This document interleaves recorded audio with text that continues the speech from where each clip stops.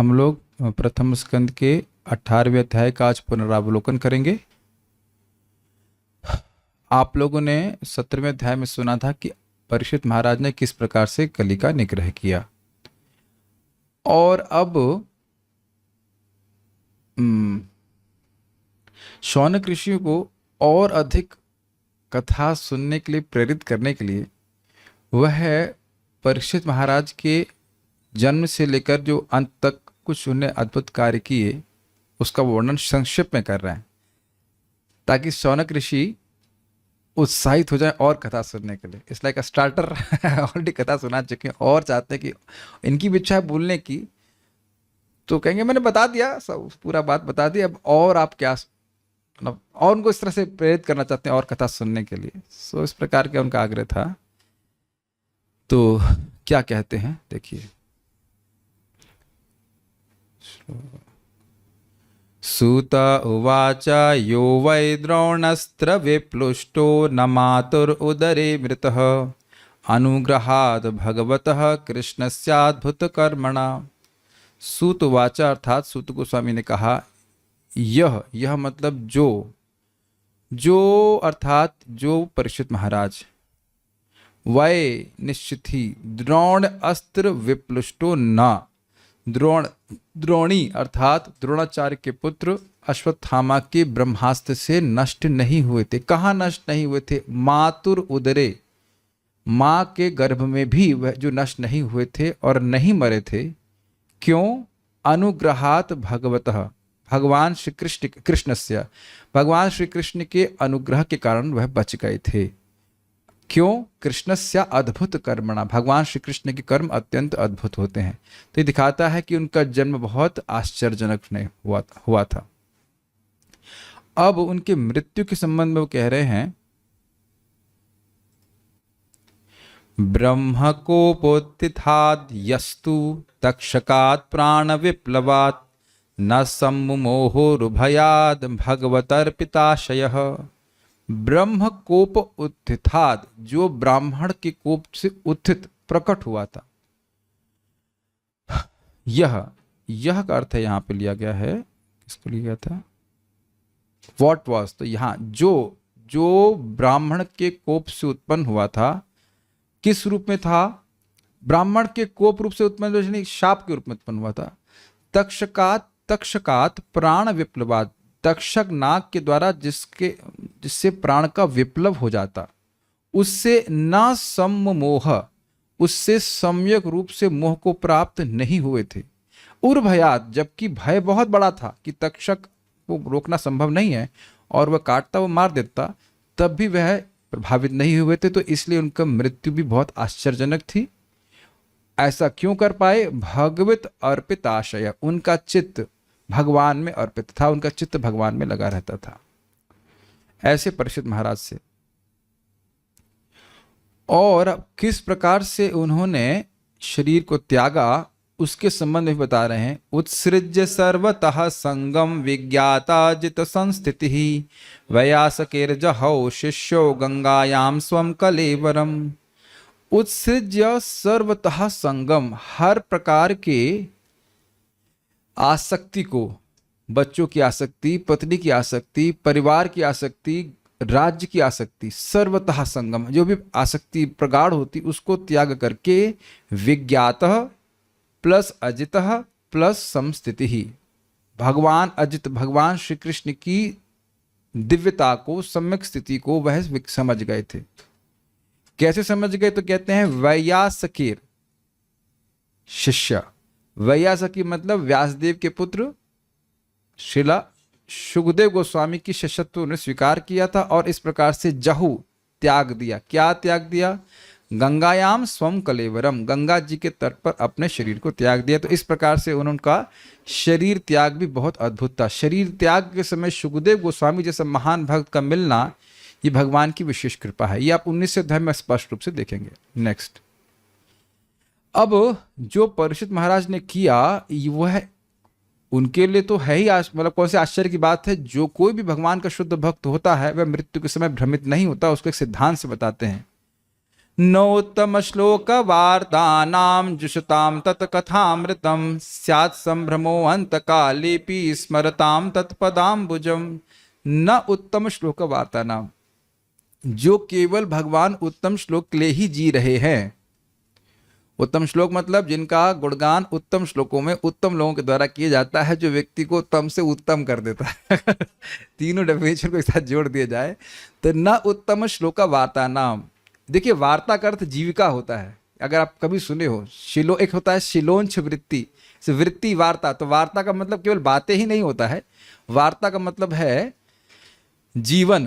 तो जिनका जीवन ही विष्णु को संतुष्ट करना है, श्रुताम तत्कथामृतम, जिनका जीवन ही कृष्ण कथा में जीवन ही कृष्ण है और जो लगे रहते हैं कथामृत पीने में, तत्कथामृतम, तत् मतलब कृष्ण। तो जो कृष्ण की कथा पीते रहते हैं, अमृत है वो पीते रहते हैं, स्यात् संभ्रम अंत काले पे, अंत काल होने पे भी उनका संभ्रम नहीं होता है। वे कभी भी शारीरिक चेतना से प्रभावित नहीं होते हैं, वो निर्भयता को ही प्राप्त होते हैं। ये सिद्धांत सभी भक्तों पे लागू होता है। फिर परीक्षित महाराज का तो कहना ही क्या मैं तो सुनाई पड़ रहा है, ठीक है। स्मरताम तत्पदाम्बुजम, 3 कार्य करने वाले, जो जी ही रहा है कृष्ण के लिए, जो उनकी कथा में लगा ही हुआ है और इस प्रकार से उनके चरण कमलों का स्मरण कर रहा है, उसको मृत्यु काल में भी संभ्रम नहीं होता। अच्छा, इंटरेस्टिंग बात है, ये चीज हम वहां पे भी नहीं चर्चा की है। जब मृत्यु काल में संभ्रम नहीं होता तो जीवन काल में संभ्रम कैसे हो जाएगा, ये हम लोग वहां पे नहीं चर्चा किए थे। देखिए, अंत काले अपी का क्या अर्थ है? भी, तो भी का मतलब किसी से तुलना की जा रही है ना। तो अंत काल में व्यक्ति बड़ा परेशान होता है, कहां जाऊंगा, क्या करूंगा, या क्या गति प्राप्त होगी। जब बोल दिया अपी, मतलब जीवन में तो नहीं संभ्रम प्राप्त होता है और अंत काल में भी नहीं होता है, ये अर्थ। देखिए, अपने जीवन में आप देखेंगे कि भक्त, हम सभी लोग भ्रमित हो सकते हैं माया के द्वारा, लेकिन जैसे जैसे कथा श्रवण करते चले जाएंगे, आप देखेंगे कि भ्रमित होने की टेंडेंसी भी समाप्त होती चली जाएगी। आज ही चलो प्रभुपाद जी का हम प्रवचन सुन रहे थे और प्रभुपाद जी इसमें कह रहे थे, जो भी स्ट्रगल है वह अनर्थ निवृत्ति तक है। एकदम स्पष्ट, मैं आपको भेज सकता हूँ, बहुत अच्छी बात वो बोल रहे हैं। जो भी संघर्ष है इंद्रियों से या जो कुछ भी है, वह केवल अनर्थ निवृत्ति तक है। और आप जान रहे हैं कि जितनी बार आप श्रीमद् भागवत सुन रहे हैं, अनर्थ नष्ट ही हो रहा है, मतलब कुछ मात्रा में कम ही हो रहा है। और एक ऐसी स्थिति आ जाएगी जो अनर्थ प्राय नष्ट हो जाता है, 75% नष्ट हो जाएगा। तो वो आप मतलब क्या कहते हैं उसको, विक्षेप अभावात, भक्ति में विक्षेप नहीं होगा कि आज करना है क्या, डज इट फील लाइक, ऐसा नहीं होगा, ठीक है। उसके बाद वो कह रहे हैं कि जब तक वह इस जगत पे थे, उनका जीवन भी बड़ा अद्भुत था, वह कली को प्रवेश नहीं करने दिए। तावत कलिर्न प्रभवेत प्रविष्टोपि सर्वतः यावदीशो महान उर्व्याम अभिमन्यव एकराट। तावत, एक मिनट रुकिए, इसको देख लेते। इसमें लिखे हैं तावत कलिर न प्रभवेत, उस समय तक कली अपने प्रभाव को, यानी कि पूरी तरह से संपन्नता को प्राप्त नहीं हुआ था, अपने प्रभाव को पूरा दिखा नहीं पा रहा था। प्रविष्टो अपिह सर्वता, यद्यपि वह प्रविष्ट हो गया था, क्योंकि प्रविष्ट तो तभी हो गया था जब भगवान कृष्ण अपने धाम को चले गए थे, लेकिन अपना प्रभाव नहीं दिखा पा रहा था। कब तक? यावद ईशः महान उर्व्याम। तो यहां पे बोल रहे हैं महान का मतलब तो महान ही होता है, उर्व्याम का मतलब शक्तिशाली। तो कह रहे हैं अभिमन्यु व एकराट, अभिमन्यु के पुत्र परीक्षित महाराज जब तक पूरे विश्व के राजा थे, तब तक ईश मतलब समर्थ व्यक्ति थे, शक्तिशाली थे, तब तक कली अपना प्रभाव नहीं दिखा पाया, यद्यपि वह प्रवेश कर गया था। तो इससे उनके जीवन काल की अद्भुतता का सूचना हुई कि नहीं? यस, कि उन्हें काल को ही रोक दिया। अब मानो कोई व्यक्ति प्रश्न करे, तो क्या उस समय कली प्रवेश नहीं किया था, या उसी समय प्रवेश किया था क्या परीक्षित महाराज के समय? तो कहते हैं नहीं, कली का प्रवेश तो पहले ही हो गया था। भगवान कृष्ण का तिरोभाव होना और इनके मतलब इतने पूरी तरह पावर में आना अगर कहा जाए तो उसमें थोड़ा समय लगा। तो कली का प्रवेश तो उसी दिन हो गया जिस दिन भगवान कृष्ण आए थे, सॉरी भगवान कृष्ण का तिरोभाव हुआ था। लेकिन ऐसा प्रवेश होने पर भी वह अपना प्रभाव नहीं दिखा पाया महाराज परीक्षित की वजह से। तो इसको अगले श्लोक में कह रहे हैं, टेक्स्ट नंबर 6। यस्मिन् नियर्ह्येवा भगवान उत्ससर्जगाम तदेवेहानुवृतो साव अधर्म प्रभवः कलिः। यस्मिन अहनि, अहनि का अर्थ होता है दिन, जिस दिन, यर्हि एवा और जिस क्षण, जिस दिन और जिस क्षण, भगवान उत्सर्ज गाम, गाम का मतलब पृथ्वी, तो भगवान श्री कृष्ण जब जिस दिन और जिस समय जिस क्षण इस पृथ्वी को छोड़ दिए थे, तद एव इह अनुवृत्तः, तो उसी, अनुवृत्त मतलब पीछा करना, तो उसी के उसी समय पीछे, अनुवृत्ति मतलब उसकी प्रवेश हो गया था किसका, असौ अधर्म प्रभवः कली, ये जो अधर्म को बढ़ावा देने वाला कली है उसका प्रवेश उसी दिन हो गया था जिस दिन भगवान ने इस पृथ्वी को त्यागा था। लेकिन देखिए परीक्षित महाराज का कितना सुंदर गुण है कि कली को मारने में समर्थ होते हुए भी वह कली को नहीं मारे, क्योंकि उनका एक गुण है, इसका वर्णन यहाँ पे हुआ। नानुद्वेष्टि कलिम सम्राट सारंग इव सारभुक् कुशलानि आशु सिद्ध्यन्ति नेतिराणि कृतानि यत्। ना प्लस अनुद्वेष्टिम कलिम, सम्राट अर्थात सम्राट परीक्षित महाराज ने कभी भी कली के प्रति द्वेष नहीं किया। क्यों नहीं किया? सारंग इव सारभुक्, वह सारंग अर्थात मधुभा बोलते हैं, क्या बोलते हैं उसको, भवरा, भवरों के समान सार को ही ग्रहण करने वाले थे। तो उस पर हम लोग सुन चुके हैं कि जो भवरा है वह कमल की नाल में प्रवेश करके कमल का आस्वादन करता है, लेकिन कमल को तोड़ता नहीं है। उसी प्रकार से जो उसकी सार वस्तु है कली की, वह परीक्षित महाराज ने ग्रहण करी और इस कारण से उसको नहीं मारा। क्या उसकी सार वस्तु है कली की? असली अच्छी बात क्या है? कुशलानी आशु सिद्ध्यंती, जो अच्छे कर्म है वह बहुत जल्दी सिद्ध हो जाते हैं। और आशु का अर्थ है संकल्प मात्रेणा, संकल्प करने मात्र से उसका फल मिल जाता है, बहुत जल्दी मिल जाता है। न इतराणी, और उनसे अलग जो कर्म है अर्थात जो गृहीत कर्म है, कृतानि है, जब तक व्यक्ति पाप कर्मों को करता नहीं है तब तक पाप का फल मिलता नहीं, सोचने से नहीं मिलता है। ये भी एक हमारी बहुत बड़ी विडंबना है कि लोग सोचते हैं हम जब पाप के बारे में सोच ही रहे हैं तो क्यों ना कर लिया जाए। ये देखा है आपने कलयुग में, कई बार सोचते हैं भाई इतना पाप का विचार आ रहा है, अच्छा कर ही लेते हैं इसको। लेकिन मूर्खता है, सोचने का कुछ नहीं होता है। हाँ, सोचने से चित्त दूषित जरूर होता है, लेकिन सोचने से पाप नहीं लगेगा, नरक नहीं जाना पड़ेगा। ये कलयुग का लाइसेंस है, क्योंकि इतना भोग सब तरफ विद्यमान है जिसकी हम कल्पना भी नहीं कर सकते। Do you agree with me कि हर जगह भोग दिखता है, भोग के सजेशंस मिलते रहते हैं व्यक्ति को लगातार। तो इतना दूषित वातावरण है कि अब क्या कहा जाए। तो इस कारण से अब मुझे करेक्ट कीजिएगा, मुझे कोई बता रहा है कि भारत में लिव इन रिलेशनशिप्स अलाउड हो गई हैं legally, is it like that? कि बिना शादी किए लड़का और लड़की रह सकते हैं, ऐसा है? पता नहीं, हमको तो सुन के अजीब सा लगता है। उन्हें ये इट्स अमेजिंग नहीं? पहले देखिए समाज इससे कितनी भर्त्सना करता, हमें तो सब डिलेड इन्फॉर्मेशन मिलती है कहीं हमारे गूगल बाबा तनिष प्रभु बताते रहते हैं। एक आप ट्राई करना, उसको कुछ भी टॉपिक देना, वो सब पे बोल देगा। हम तो लाइव गूगल बाबा, पता नहीं कैसे सब कुछ पता रहता है उसको। तो वो हमने कहा हम न्यूज तो नहीं देख रहे, यही न्यूज रिपोर्टर हमारे पास आता है, ये हो रहा है प्रभु जी, वो हो रहा है, ऐसा हो रहा है। अच्छा, तो ये सब चल रहा है कलयुग में। हम अधर्म का कीर्तन नहीं करना चाहिए, हम खाली बोल रहे हैं इस बात को कि लोग सोचते भी नहीं है। अच्छा चलिए एक बार फिर से टेस्ट ले लेते हैं। सुबह से अब तक सोचे हैं कि 10,000 लोग खाना खिलाना है। देखिए हम सोच भी नहीं रहे हैं कि 10,000 लोग को हम प्रसाद खिला दें। ये स्थिति है भक्तों की। जब ये स्थिति है तो अब बताइए अब भक्तों की क्या स्थिति होगी। इतना एब्जॉर्ब है, समय ही नहीं मिला 10,000 लोग खिलाने का, है कि नहीं?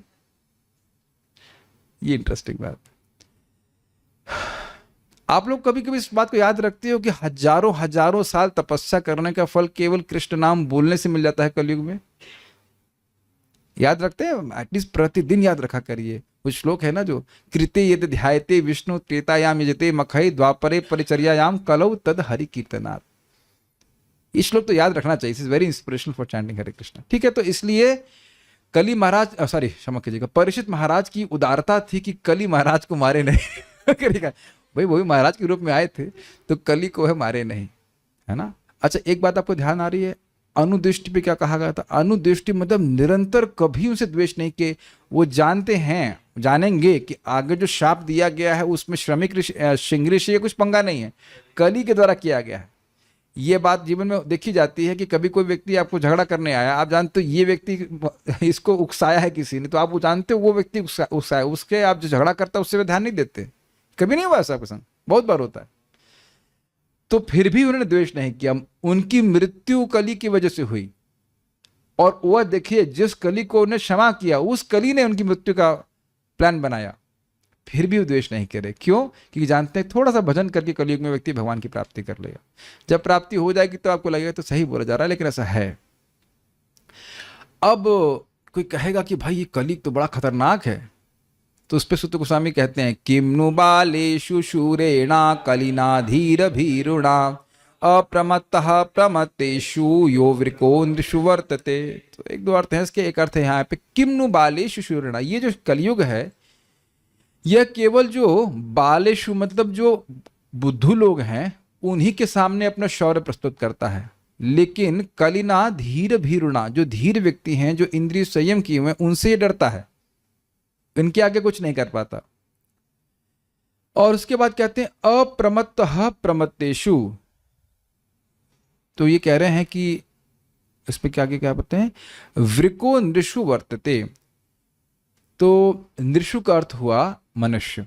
मनुष्यों में राजा परीक्षित वृक अर्थात शेर के समान वर्तमान थे, और अप्रमत्तः प्रमत्तेषु, जो लोग कली से मतलब केयरलेस क्या बोला जाएगा, लापरवाह थे, उनको पता नहीं था कली चल रहा है, कली का प्रवेश हो गया है, तो उनके प्रति परीक्षित महाराज बहुत सजग थे। और अगर आप लोग को याद हो, पिछले अध्याय में हम सुन चुके हैं कि यद्यपि कली को रहने का स्थान परीक्षित महाराज ने दिया, लेकिन अपने शासन को इतना सुदृढ़ बनाया कि धर्म सब जगह बहुत बढ़ने लग गया। तो सभी लोग जो बहुत ट्रेंड नहीं थे कली से युद्ध करने में या कली के खिलाफ चलने में, फिर भी वह भी उनके शासन के कारण कलयुग के प्रभाव से बच गए। एक सिंपल सी बात सोचिए, छोटे बच्चे को टीवी नहीं पता होता है, तो अगर आप मान लीजिए माता पिता घर में टीवी लाए ही नहीं, तो क्या बच्चा अपने आप नहीं बच जाएगा? एक बहुत छोटा सा एग्जाम्पल है, अगर शराब के दुकानें खोली ही ना जाएं, तो स्वाभाविक सी बात है कि लोग बहुत कम जानेंगे शराब के बारे में। अगर मुझे पता नहीं तो संभव है कि नहीं, अगर मान लीजिए वीडियो गेम से क्या कहते हैं उसको परिचित ही ना कराया जाए, बहुत से लोग कभी वीडियो गेम खेलते ही नहीं है, उनको रुचि भी नहीं होती, और मान लो ये सुविधा ही ना दी तो बच्चा पैदा होते तो वीडियो गेम नहीं खेलने लग जाएगा। यद्यपि वह वह प्रमत्त है, उसे छोटा बच्चा है, उसे नहीं पता है, लेकिन उसके उस भोग के संपर्क में ही नहीं आए। Make sense? तो इन्होंने ऐसा व्यवस्था किया कि कहीं अधर्म दिखे ही नहीं। ऐसे भी आजकल बच्चे हैं कुछ लोग जो कभी जीवन में पिक्चर भी नहीं देखे, एक गुण तो उनका कम से कम वर्णन कर दें तो घर में इस प्रकार का लाभ हो जाता है। कभी कभी अच्छे घरों में ऐसा होता है। मेरे कुछ एक बार तो मित्र थे पढ़ाई में अच्छे, तो उनके घर में टीवी ही नहीं था, मेरे को बहुत आश्चर्य होता था, लेकिन ऐसा है। उसके बाद उस सारी बातों को परीक्षित महाराज के बारे में बता करके अब वे उसका उपसंहार कर रहे हैं। उपवर्णितमेतद् वः पुण्यं पारीक्षितं मया वासुदेव कथोपेतम् आख्यानं यद पृच्छतः। उपवर्णितम एतद् वह मतलब आपके लिए, आपको मैंने सब कुछ वर्णित किया। कि क्या वर्णित किया? पुण्यम पारीक्षितम मया, परीक्षित महाराज के संबंध में जो पुण्य उनकी कथा है उसको मेरे द्वारा आपको वर्णित किया गया। वह मतलब होता है, वह दिखाई पड़ रहा है उसमें, वह उपवर्णितम एतत् प्लस वह मतलब आपको। वासुदेव कथोपेतम आख्यानम यद पृच्छता, जिसमें भगवान वासुदेव की कथा भी सम्मिलित है। तो परीक्षित महाराज के बारे में बताया जिसका संबंध भगवान वासुदेव की कथा से है, ये सब बता दिया। अब उनको और कथा प्रेरित करने के लिए, बंद नहीं करना चाह रहे सूत गोस्वामी जी, बंद नहीं करना, हमने बोल दिया बस अब चलते हैं, अब अपना झोला उठाएं चलें, लेकिन नहीं, वह झोला नहीं उठाना चाहते हैं। समझ गए, वो झोला नहीं उठाना चाहते हैं, तो झोला रखा रहे, माइक ऑन रहे, कथा चलती रहे। तो इसके लिए अब अगला श्लोक कह रहे हैं, या यह कथा भगवतः कथनीयोरुकर्मणः गुणकर्माश्रयः पुंभी संसेव्यास्ता बुभूषुभिः। या जो इजी है, कथा भगवतः, भगवान के संबंध में जो कथा होती है, कथनीय उरुकर्मणा, जिसको कहा जाना चाहिए, ठीक है। उरुकर्मणा मतलब जिनके महान कर्म है, उरु मतलब बड़ा, और उनके कर्म बहुत महान है। वामन देव को इंगित करता है, वैसे भगवान विष्णु के सभी कर्म इस प्रकार से महान होते हैं। गुण कर्म आश्रय मतलब भगवान श्री कृष्ण के कर्म, उनके गुण, उनके गुण और कर्म, वो सभी कुछ। पुंभी संसेवया बुभुषुभि, ताह बुभुषुभि, तो कह रहे हैं भगवान श्री कृष्ण के जितने भी कर्म है और गुण इत्यादि हैं, बुभुषुभि, जो अपना कल्याण चाहते हैं, उनके द्वारा सम्यक रूप से सेव्य हैं। मतलब इनका सेवन किया जाना चाहिए, जो अपना कल्याण अच्छे से चाहते हैं। समझ में आ रहे हैं? पिछले श्लोक में क्या बोला, मैंने भगवान की कथा बोल दी, परीक्षित महाराज का चरित्र बोल दिया जिसमें भगवान की कथा भी आपने सुनी। इस श्लोक में क्या बोल रहे हैं, जो बुभुषुभि हैं, मुमुक्षुभि मतलब मोक्ष चाहने वाले, बुभुषि मतलब अपना कल्याण चाहने वाले, तो जो अत्यधिक अपना कल्याण चाहते हैं, उनको भगवान उरुकर्म जिनके बड़े अद्भुत कर्म हैं, उनके गुण और कर्म आश्रय, मतलब जिन कथाओं में भगवान श्री कृष्ण के गुण और कर्म आश्रय लेते हैं, ऐसे ले लीजिए, मतलब जिसमें उनके गुणों और कर्मों का वर्णन होता है, वह सब सम्यक रूप से सेव्य, उनको जरूर सुनना चाहिए। समझ पा रहे हैं श्लोक को? जो अपना कल्याण चाहता है, उसको वो हर कथा सुननी चाहिए जिसमें भगवान के गुण और कर्म आते हों। तो स्वाभाविक सी बात है, सूत गोस्वामी जी हर कथा तो नहीं कह दी है, कह दी है सारी कथा, और शौनक ऋषि अपना कल्याण चाहते हैं। तो आप समझ ही रहे हैं कि ये स्टार्टर है अगले कथा के लिए। स्टार्टर समझते, खाने से पहले कुछ दिया ताकि भूख बढ़ा दी जाए, तो ये प्रेरित कर रहे हैं कि आप हमको बोलो कथा बोलने के लिए, और कथा बोलने के लिए बोलिए। तो इस प्रकार से सूत गोस्वामी जी प्रेरित कर रहे हैं। तो ऋषिगण भी समझ गए, और यह भी उनको कथा अब बंद करने के लिए नहीं बोल रहे हैं। इधर से अब फ्लो समझ पा रहे हैं। परीक्षित महाराज का महिमा बता दिए, उनके महिमा गुण कर्म के बारे में बता दिया, और कहा कि भाई इसमें जो कथा भगवान के संबंध वो भी बता दी मैंने। अब कह रहे हैं भाई जो अपना कल्याण चाहते हैं उनको सुनना ही, बहुत जरूर सुनना चाहिए। इसका मतलब है कि अब बंद नहीं होनी चाहिए कथा। अब वो इंगित कर रहे हैं, बोल नहीं रहे कि मैं और बोलूं क्या, लेकिन मतलब सुनना जरूरी है, बहुत जरूरी है। तो इधर ऋषिगण भी कह रहे हैं हाँ, हम भी इसी प्रकार से उत्सुक हैं। तो अब क्या बोलते हैं ऋषिगण, अर्थात शौनक ऋषि क्या कहते हैं, ऋषिया ऊचुः सूत जीवा समहा सौम्या शाश्वतिर्विशदम यशः यस्त्वं शंससि कृष्णस्य मर्त्यानाम अमृतम हिनः। ऋषिया ऊचु अर्थात ऋषिगणों ने कहा, सूत जीवा, जियो बेटा, जियो मेरे लाल, अगर ऐसा कहा जाए, सूत जीवा, समा मतलब बहुत साल, खूब साल जियो तुम। सौम्य का अर्थ यहां पे लिया गंभीर। शाश्वतीर विशदम यशः, विष अदम, इसका हमने अर्थ बड़ा सुंदर लिया था, वहां पे क्या था, विष प्रवेश द्यति, यानी संसार में प्रवेश को जो नष्ट करता है, ऐसा कुछ था ना, विशदम था, यानी अभी याद नहीं आ रहा वो। कि यार आपका यश जो है वह शाश्वत विद्यमान रहे, खूब साल जिए और आपकी बदनामी कभी ना तो कहीं आपकी ख्याति खूब फैले। ये पहला आशीर्वाद दे रहा है, अर्थात बहुत खुश। भाई क्यों, ऐसा मैंने क्या कर दिया है? तो कह रहे हैं यस यह त्वम, क्योंकि तुम, आप, शंससी, बोल रहे हो, वर्णन कर रहे हो। क्या वर्णन कर रहे हो?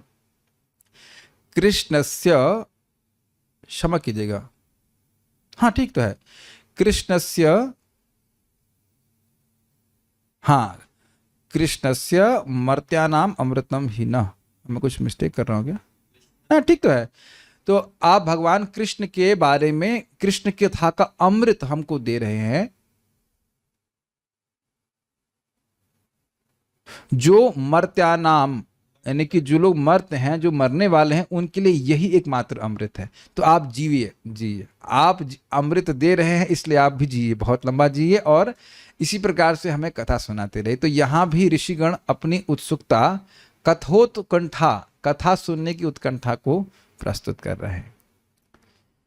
मानव सूत गोस्वामी कहें कि अरे भाई आपका यज्ञ भी तो पूरा कर लीजिए, यज्ञ आपने बंद कर दिया था उसको पूरा तो कर लीजिए, फिर बाद में कथा शुरू करते हैं। तो कहते हैं नहीं, यज्ञ करने से हमें कुछ नहीं मिला है, केवल हमारे शरीर और मुंह काले हुए हैं। तो अपना यज्ञ पे उनका जो अविश्वास है, अश्रद्धा, वो सूचित कर रहे हैं श्लोक में। कर्मण्यस्मिन् अनाश्वासे धूम धूम्रात्मनां भवान आपायति गोविंद पाद पद्मासवम मधु। कर्मणि अस्मिन् अनाश्वासे, अस्मिन कर्मणि, इन यज्ञों में, अनाश्वासे, हमारा कोई विश्वास नहीं है। क्यों विश्वास नहीं है?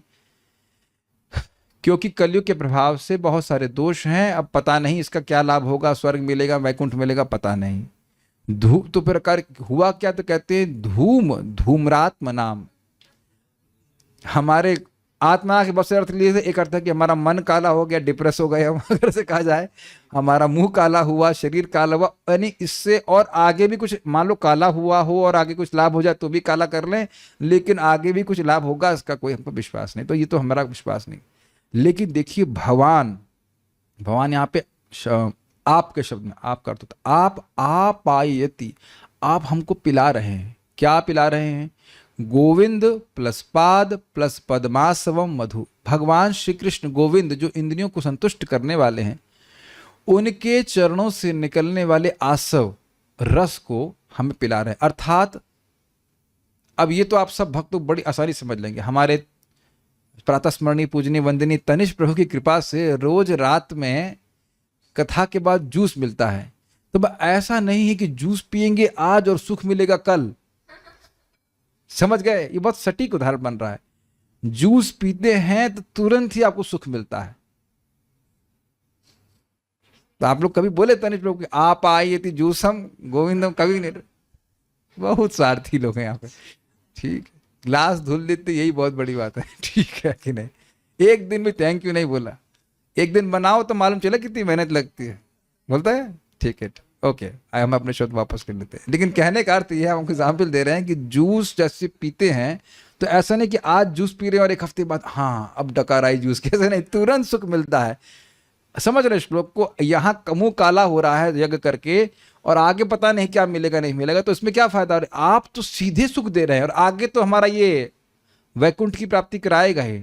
ये बहुत बड़ा अंतर है। इस समय भी कथा सुनने में आनंद है और ये कथा व्यक्ति को अमर बना करके भगवान के पास भेज देगी। दोनों हाथ, क्या कहते हैं, दोनों हाथ घी में और सर कढ़ाई में। सुना है आपने? ये बात है। तो यज्ञ करने में क्या कोई सुख मिल रहा है? कुछ नहीं मिल रहा है, और पता नहीं आगे क्या मिलेगा। अब वह और भक्तों के संग को की बहुत महिमा गाते हुए कहते हैं, बड़ा प्रसिद्ध श्लोक है। इस श्लोक 2 बार भागवत में आया है। तुल्यामा लवे नापि न स्वर्गम न पुनर्भवम भगवत संगी संगस्य मर्त्यानाम किमुताशिषः। तुल्यामा, तुलना की जा सकती है। लव, लवे नापि, लव का मतलब होता है 1/11 ऑफ अ सेकेंड, अपी। तो तुल्यामा को जोड़िए ना से, तो कहेंगे ना तुल्यामा, तुल्यामा नहीं, तुल्यामा नहीं सर, तुलना नहीं की जा सकती है। किससे तुलना नहीं की जा सकती? स्वर्ग की तुलना, और ना प्लस अपुनर्भवम, न स्वर्ग से न अपुनर्भव से, यानी दोबारा जन्म नहीं लेने से मुक्ति और स्वर्ग, इन दोनों की तुलना नहीं की जा सकती। किससे तुलना नहीं की जा सकती है? भगवद संगी संगस्य, जो भगवान के संगी हैं, जिनकी भगवान में आसक्ति है, उससे तुलना नहीं की जा सकती है। मतलब जिस किसी को एक 1/11 का संग भक्त का मिल गया है, जो भगवान में आसक्त है, तो अब उस लाभ की तुलना स्वर्ग से या मुक्ति से नहीं की जा सकती है। तो मर्त्या नाम की मुताशिशा, तो भाई जो मर्त्यों को, जो नित्य ही मरने वाले हैं, मरणशील मरण धर्मा हैं, उनको प्राप्त होने वाले आशीषों का, आशीर्वादों का तो कहना है कि जैसे कि यहाँ पे जॉब मिल जाना, राज्य मिल जाना, पत्नी मिल जाना, धन मिलना, यश मिलना इत्यादि बहुत सारी चीजें जो केवल इस जगत में प्राप्त होती हैं। इस जगत का आशय समझ रहे हैं? मैक्सिमम 100 साल तक। अगर 100 की तुलना स्वर्ग से करें तो स्वर्ग में बहुत ज्यादा मिलता है। 10,000 साल ड्यूरेशन की दृष्टि से, गुणवत्ता की दृष्टि से, सब कुछ, तो वहां कोई तुलना नहीं है। यहां के जो लाभ हैं वो स्वर्ग के लाभ से कम है कि नहीं? और कह रहे हैं कि भक्तों का संग के आगे स्वर्ग की प्राप्ति या मुक्ति भी कुछ नहीं है। तो आपका हमको संग प्राप्त हुआ है, शौनक ऋषि कह रहे हैं सूत गोस्वामी को, तो हमारा भाग्य है, ये सूचित करना चाहते हैं। अर्थात ये कि हम भाग्य हैं, हमारा भाग्य है कि हमको तो एक लव से अधिक श्लोक संग मिला है, और इस संग को हम बनाए रखना चाहते हैं, अर्थात हम कथा को सुनना चाहते हैं। ठीक है, तो सूत गोस्वामी के संग की सराहना कर रहे हैं इस प्रकार से। तो अब मानो सूत गोस्वामी कह रहे हैं कि ठीक है भाई, संग मिल गया, आपने कथा सुन ली, अब हम चलते, अब तृप्त हो गए हैं। तो कहते हैं, को नाम तृप्येद रसवित कथायां महत्तम एकांत परायणस्य नान्तम गुणानाम गुणस्य जगमुर्योगेश्वराये भवपाद्म मुख्याः। को नाम तृप्येत, अरे ऐसा कौन होगा जो तृप्त हो जाएगा? किसके बारे में बोल रहे? कह रहे रसवित, अगर वो रस को जानता है तो ऐसा कौन व्यक्ति है जो तृप्त हो जाएगा?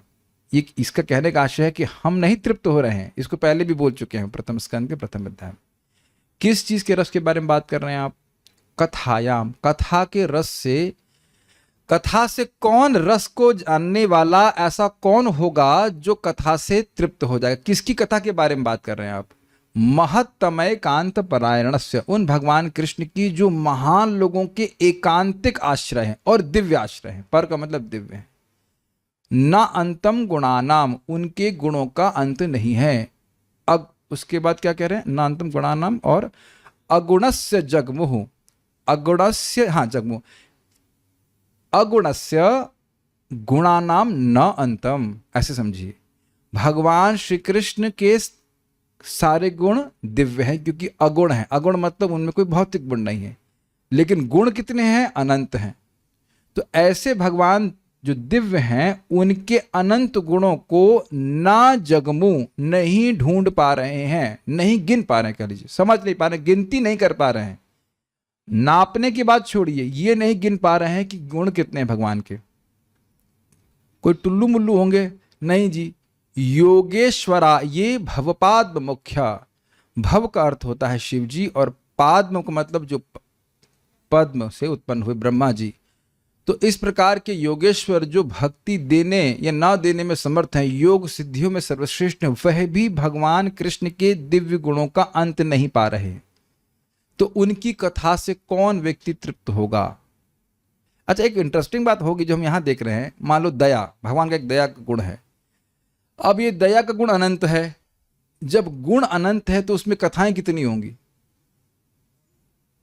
स्वाभाविक सी बात है, किस किस पे दया किया, किसी पे ऐसे किया, किसी पे वैसे किया, तो कैसे, और उसमें कितना रस होगा? पहले ही बोल चुके हैं, यहाँ पे लिख रहे हैं अगुण, वो दिव्य हैं, सारे गुण दिव्य हैं, तो कथाएं भी सब दिव्य होंगी। तो जो उसकी कथा के रस को जानता है वो कौन तृप्त होगा? ऐसा कौन व्यक्ति है जो तृप्त हो जाएगा? कुछ समझ रहे हैं? सूत गोस्वामी जी ने कहा कि जो अपना कल्याण चाहता है वो कथा सुनेगा, जो जो कथा भगवान के संबंध में वो सब सुनेगा। और यहां ये कह रहे हैं कि ऐसा मत सोचे कि हम तृप्त हो गए हैं। ऐसा कौन व्यक्ति होगा जो तृप्त हो जाएगा? अगर वह रस को जानने वाला है तो। अगर रस को जानने वाला नहीं है तो छोड़ देगा क्लास में, क्या दिक्कत। ठीक है, तो मान लो सूत गोस्वामी जी कहें कि भाई आपको कथा में तृप्ति नहीं हो रही है तो आपस में डिस्कस कर लीजिए, जीडी कर लीजिए। कहते हैं नहीं आप ही सुनाइए। आपने देखा होगा कि बहुत अच्छा कोई कुक होता है तो उसको लोग चढ़ा देते हैं। कहते हैं भाई, कहेंगे देखिए आप हमको आप देंगे भी तो भी हमसे कुछ होने वाला नहीं है, सारा कमाल तो आपको ही करना है, आप ही कीजिए। ऐसा कई बार देखा गया है। स्पेशली ये भी होता है जैसे कोई बच्चियां लोग अपने घर में वापस आती तो मम्मी आपके हाथ का खाएंगे।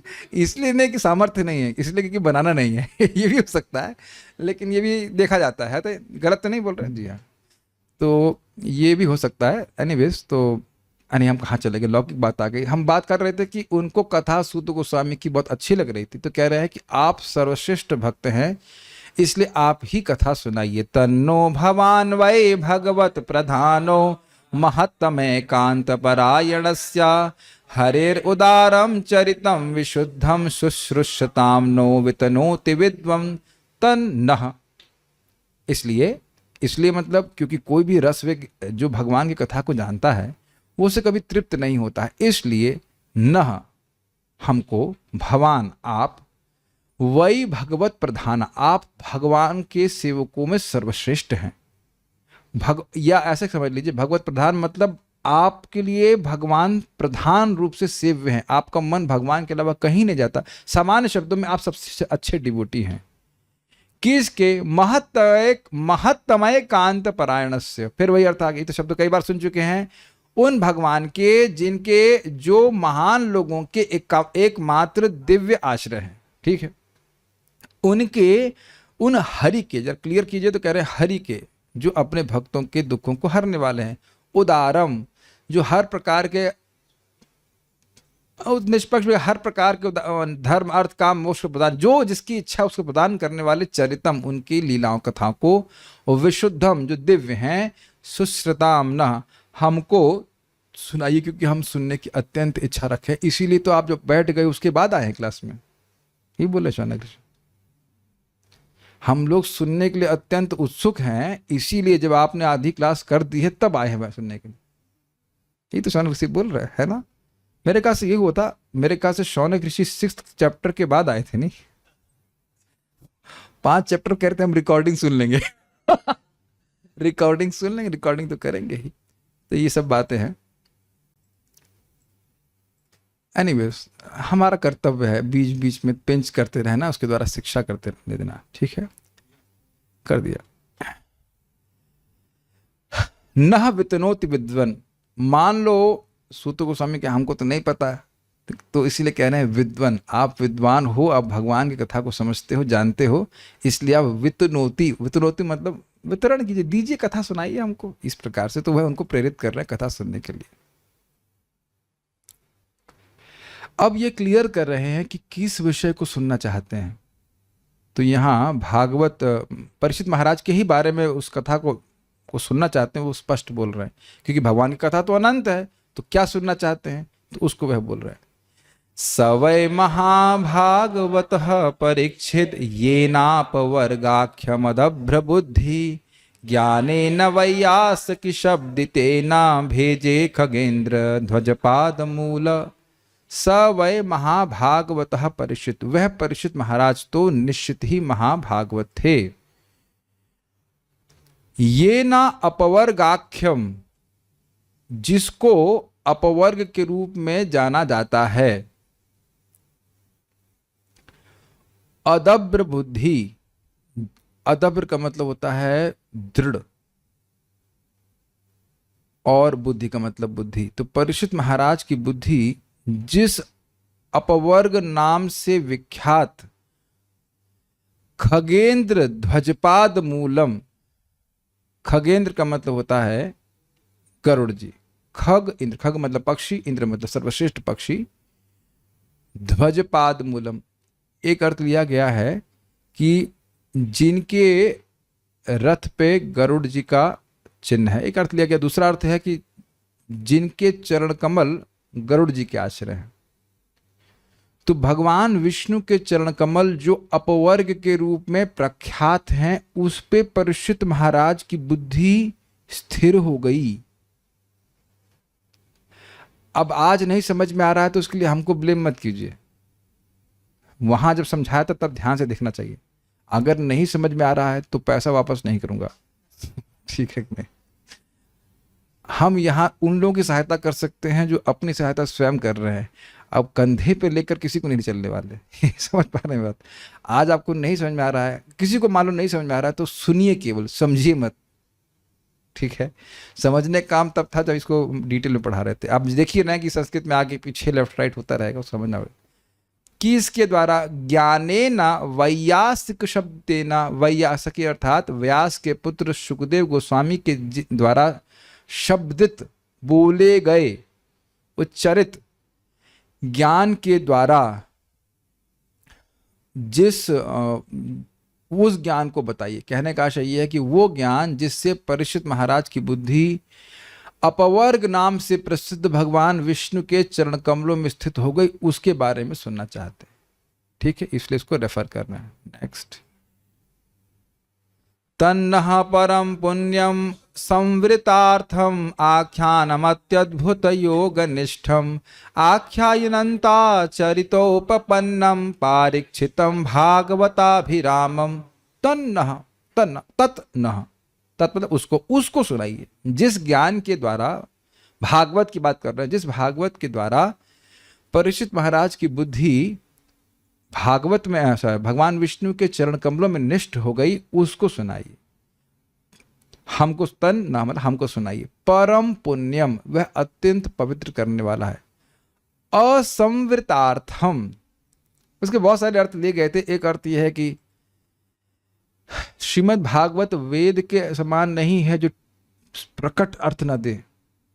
एक ये अर्थ भी ले गया था, प्रकट बता रहे कि भगवान विष्णु की ही भजन करना चाहिए। एक तो ये भी अर्थ है। दूसरा है कि यथावत बताइए, जैसा आपने सुना था वैसा ही सुनाइए, एज इट इज। असंवृतार्थम, संवृत मतलब ढकना, संवृत मतलब अच्छे से ढकना, और असंवृत मतलब बिल्कुल बिल्कुल क्लियर बताइए। जो आपने सुना था यथावत बता दीजिए उस आख्यान को जो कि परीक्षित महाराज को कहा गया था। अति अद्भुत योग निष्ठम, वह भागवत, वह आख्यान किसमें निष्ठ है, किसका वर्णन करती है? अति अद्भुत योग। वो अति अद्भुत योग क्या है? भगवान श्री कृष्ण की भक्ति। क्यों अद्भुत है? क्योंकि इसके द्वारा भगवान भी भक्त के बस में हो जाते हैं।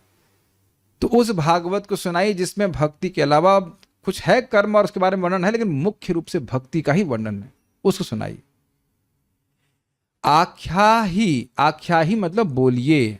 अनंत चरितो, जिसमें अनंत भगवान के चरित्र हो, चरित्र का मतलब क्रियाकलाप हो, और उपपन्नम मतलब भरा हुआ। तो ये भागवत ग्रंथ जो है वह भगवान के लीला विलास से भरा हुआ, ऐसे भागवत को सुनाइए। फिर कह रहे हैं पारीक्षितम भागवताभिरामम, जो पारीक्षित मतलब जो परीक्षित महाराज को कहा गया था, उनके निकट बोला गया था। और भागवताभिरामम, भक्तों को, भागवत यानी भक्तों को अत्यंत सुख देने वाला है। तो स्पष्ट है कि वो क्या बोलना चाहते। सबको समझ पा रहे हैं लोग? ठीक है, हाँ बोलने के कौन से पैसे लगते हैं? आज तो प्रश्न नहीं करने वाले हैं, इसलिए हाँ बोल दो। ओके, ठीक।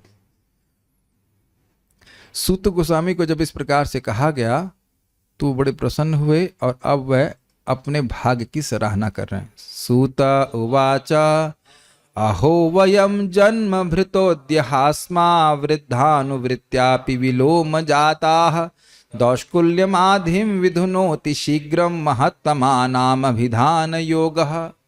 सूत उवाच मतलब सूत गोस्वामी ने कहा, बड़े प्रसन्न है, कहते अहो वयम जन्म भृत अद्यहास्म। अहो मतलब ये अहो मतलब होता है आश्चर्य सूचित करने में, और खुशी भी सूचित कर रहा है। वयम जन्म भृता, तो कह रहे हैं कि यद्यपि विलोम जाता है, यद्यपि हमारा जन्म विलोम जाति में हुआ है, और माता थी इनकी ब्राह्मण और पिता थे क्षत्रिय, तो भी हमारा आज मानो जन्म भृता दूसरा जन्म हो गया हो, हमारा द्विजाति संस्कार हो गया हो। तो ऐसा क्यों बोल रहे हैं? और अद्य आज हा अस्म मतलब निश्चित ही हमारा आज दूसरा जन्म हो गया है। तो क्यों, कैसे? तो कहते हैं वृद्धा अनुवृत्त्या अपि, वृद्धानुवृत्त्या, वृद्धों की सेवा करने से।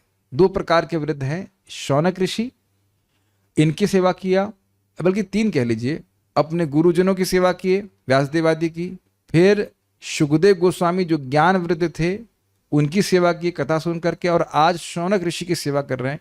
इन सभी की सेवा करके तो हम ये मान रहे हैं, शुद्ध गोस्वामी कह रहे हैं कि हमारा दूसरा ही जन्म हो गया। जैसे कोई लड़का ब्राह्मण कुल में पैदा होता है, उसका द्विजाति संस्कार हो जाता है, तो कहते हैं यद्यपि मैं विलोम जाति में, निम्न जाति में पैदा हुआ हूं, लेकिन मेरा सौभाग्य हो गया कि आप लोगों की सेवा करके मैं दूसरा जन्म प्राप्त कर लिया। ऐसा कैसे हो गया? तो कह रहे हैं दौष्कुल्य माधि, नीच कुल में जन्म लेने से जो मानसिक कष्ट होता है, विधुनोति शीघ्रम, वह बहुत जल्दी नष्ट हो जाता है। कैसे? तो कह रहे हैं महात्मानाम अभिधान योगा, जो महान लोग हैं उनसे लौकिक बातचीत करने में, कोई लौकिक बात करने में भी अगर समान बात भी कर रहा है महान लोगों से, तब भी नीच कुल में उत्पन्न होने का जो मानसिक कष्ट है वह बहुत जल्दी नष्ट हो जाता है। तो मैं तो आप लोगों के संग कथा कर रहा हूं, ये मेरा बहुत बड़ा भाग्य है। Got it? तो सूत गोस्वामी जी अत्यंत उत्साहित हैं। कितना सम्मान की भावना है श्रोता और वक्ता में, बहुत अच्छी बात है। फिर कह रहे हैं, अब यहां कैमुत्य लगा रहे हैं कि भाई देखिए, अगर कोई व्यक्ति महान भक्तों से सामान्य वार्ता करता है लेकिन कथा में सो जाता है, उसका नहीं बोल रहे। हमको यहाँ बहुत दुख है कि हमारे इस कथा में भी लोग सो रहे हैं। हमें कोई आपत्ति नहीं सोने में, लेकिन घर में सोइए, घर से सो करके आइए। और यहाँ जो लोग सो रहे हैं उनको तो कोई नौकरी पे भी नहीं जाना है। तो अब हमको बहुत दुख लगता है इस चीज़ के लिए। कोई आपत्ति नहीं, अगर आपका सोने का प्लान है क्लास में, तो जूम पे आइए, वीडियो ऑफ कर दीजिए या ऑन कीजिए, कुछ भी कीजिए, लेकिन हमको उधर क्लास में कभी किसी डाटा हूँ, सोते रहिए, कोई दिक्कत नहीं। चाय पीजिए, कुछ भी कीजिए अपने घर पे, हमें कोई दिक्कत नहीं है। हम यही मान के चलेंगे कि आप बहुत ध्यान से सुन रहे हैं। लेकिन एकदम से नोज डाइव कथा सुनते हैं तो ऐसा लगता है कि हमारी बात कुछ समझ में नहीं आ रही है। या तो फिर मैं बताइए, मैं हैब्रू सीख लूँ, कल से हैब्रू में क्लास देना चालू करता हूँ। जब सोना ही है तो फिर हैब्रू में बोला जाएगा, कोई हैब्रू के लोग भी सीख लेंगे, भागवत सीख लेंगे, है कि नहीं? तो थोड़ा सा तैयार होकर के आना चाहिए। सही में से बता रहा हूँ, बहुत अगर मेरे को नींद आती तो मैं क्लास में जाता ही नहीं, क्योंकि क्लास में सोता ही रहूँगा। अगर वो कंपलसरी नहीं है तो कंपलसरी तो हमने कुछ किया नहीं है यहाँ पे। सोना नॉन कंपलसरी है। सही बोला ना? नॉन कंपलसरी नहीं, सोना कंपलसरी है। मन लगे कोई बात नहीं, लेकिन यहाँ कहीं शास्त्र में लिखा नहीं ऐसा कि सोने वाला भी शुद्ध हो जाता है। वैसे हो जाता है, कोमा में कोई हो तो भी सुन लेता है, तो सोने वाला भी सुन ही रहा होगा। अब सब लोग सो रहे हैं तो फिर मैं भी सो जाता हूँ, क्या दिक्कत है कि नहीं? और रिकॉर्डिंग चला देंगे, सुनते रहेंगे सब लोग इस प्रकार से। लेकिन यह चीज उचित नहीं है, ये थोड़ा सा हमको निरुत्साह करता है। चलिए हम वापस आ जाते हैं। तो अब कोई महान व्यक्तियों से लौकिक वार्ता करता है, सामान्य की बात करता है, तब भी उसकी नीच कुल की व्याधि आधि मन का कष्ट दूर हट जाता है। तो कुतः, फिर कुतः पुनः गृणतो नाम तस्य महत्तमैकांत परायणस्य योनंत शक्तिर्भगवान अनंतो महद्गुणत्वाद्यमनंतमाहुः। कुतः पुनः, फिर उनका क्या कहना चाहिए? गृणतो नाम तस्य, जो उन भगवान का नाम उच्चारण करता है। किनका? महत्तम एकांत परायणस्य। इतना संस्कृत समझ गए होंगे, जिनका, जो महान लोगों के एकांतिक दिव्य आश्रय है। इतनी संस्कृत हम पढ़ाई दिए, खुश हो गया हम। ठीक है कि नहीं? एक और अर्थ है कि जो ऐसे भक्तों का आश्रय लेकर के नाम उच्चारण करता है। समझ रहे हैं? जो भक्तों से सामान्य बात कर रहा है उसकी दुष्कुल की आदि चली जाती है। तो भगवान तो एक मिनट, भक्तों में ऐसा प्रभाव कहां से आया? भगवान का भजन करने से। तो भगवान का भजन करने से भक्तों में ऐसा प्रभाव आ गया कि उनसे लौकिक बात करने वाले की नीच कुल की मानसिक कष्ट नष्ट हो जाता है। तो अब उन भगवान के नाम उच्चारण करने का तो कहना है क्या? बताइए कौन ऐसा व्यक्ति होगा श्रीमद् भागवतम सुन करके भगवान का नाम उच्चारण करने में सोता रहे? हाथ खड़ा कीजिए। It will be amazing. बारंबार श्रीमद् भागवत हमको हरि नाम उच्चारण करने की प्रेरणा दे रही है। ये कुछ आप समझ पा रहे हैं? नहीं समझ पा रहा है? भगवान के भक्तों से सामान्य लौकिक बात, कृष्ण कथा नहीं, सामान्य बात करने से वे पवित्र करने वाले हो जाते हैं भक्त लोग। तो अब वो भक्त किसके हैं? भगवान के। तो अब वो भगवान का नाम उच्चारण करे तो कितना लाभ होगा उस व्यक्ति का। तो ऐसा भगवान हैं उनको इसलिए कह रहे हैं यह अनंत शक्ति, जिनकी अनंत शक्ति है। भगवान अनंत, जो स्वयं अनंत हैं। महद गुणात्वाद यमनंत माहु, और अपने महान गुणों के कारण उनको अनंत कहा जाता है। तो अब कोई कहे कि भाई भक्तों का इस प्रकार से लौकिक संबंध कैसे पवित्र करता है, लौकिक समझ रहे हैं, लाइक जनरल, तो वो भगवान की अनंत शक्ति के द्वारा होता है, ये बात बोली जा रही। तो भगवान की महिमा यहां पे बता रहे हैं, तो उनका नाम उच्चारण करना तो कहना ही क्या।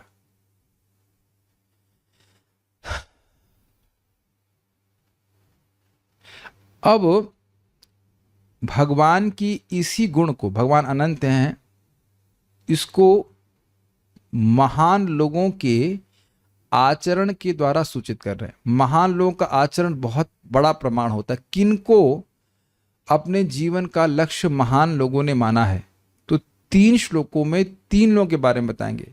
पहला 20वें श्लोक में लक्ष्मी जी, दूसरे में ब्रह्मा जी शिव जी, और उसके बाद तीसरे में महान भक्त। एतावतालम ननु सूचितेना गुणैरसाम्यानतिशायनस्य हित्वेतरान् प्रार्थयतो विभूतिर्यस्साङ्घ्रिरेणुं जुषतेन भिप्सुः।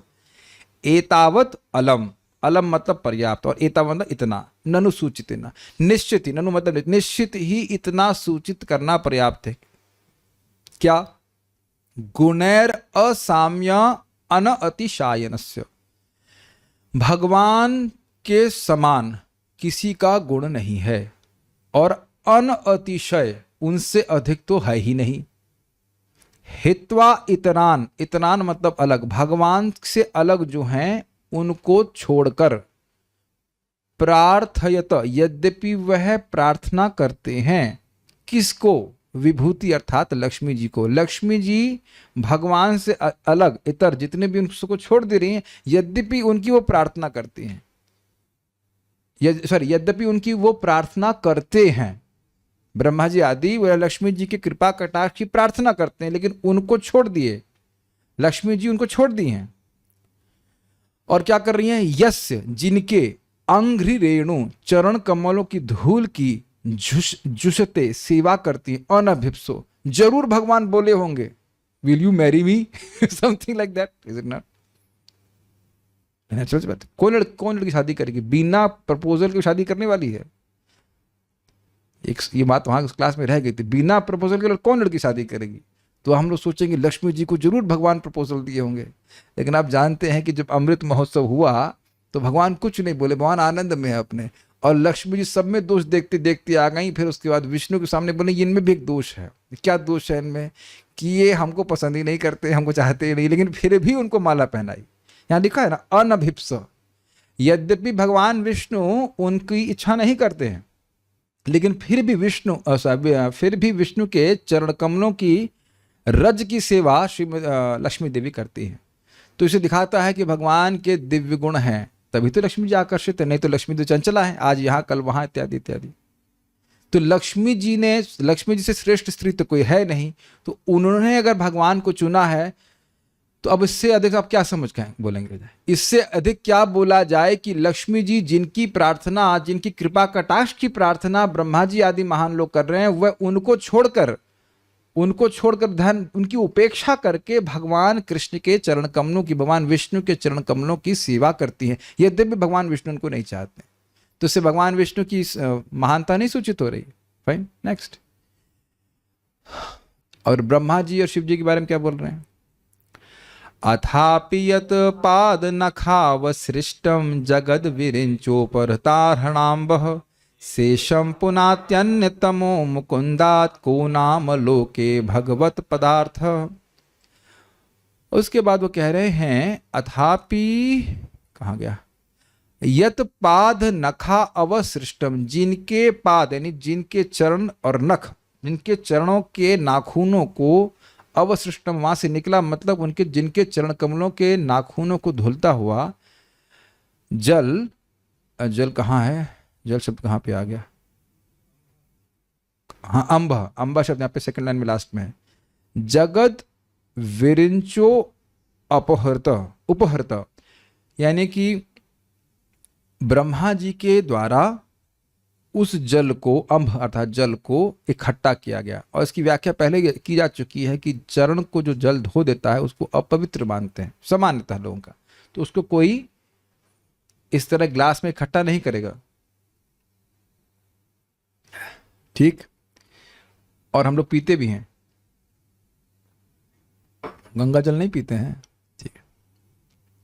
तो जिनके चरण कमलों का धोवन ब्रह्मा जी के द्वारा कलेक्ट किया गया, और जगत स ईशम, जगत को, और स ईशम, ईशम अर्थात शिव जी के साथ पूरे जगत को पुनाती।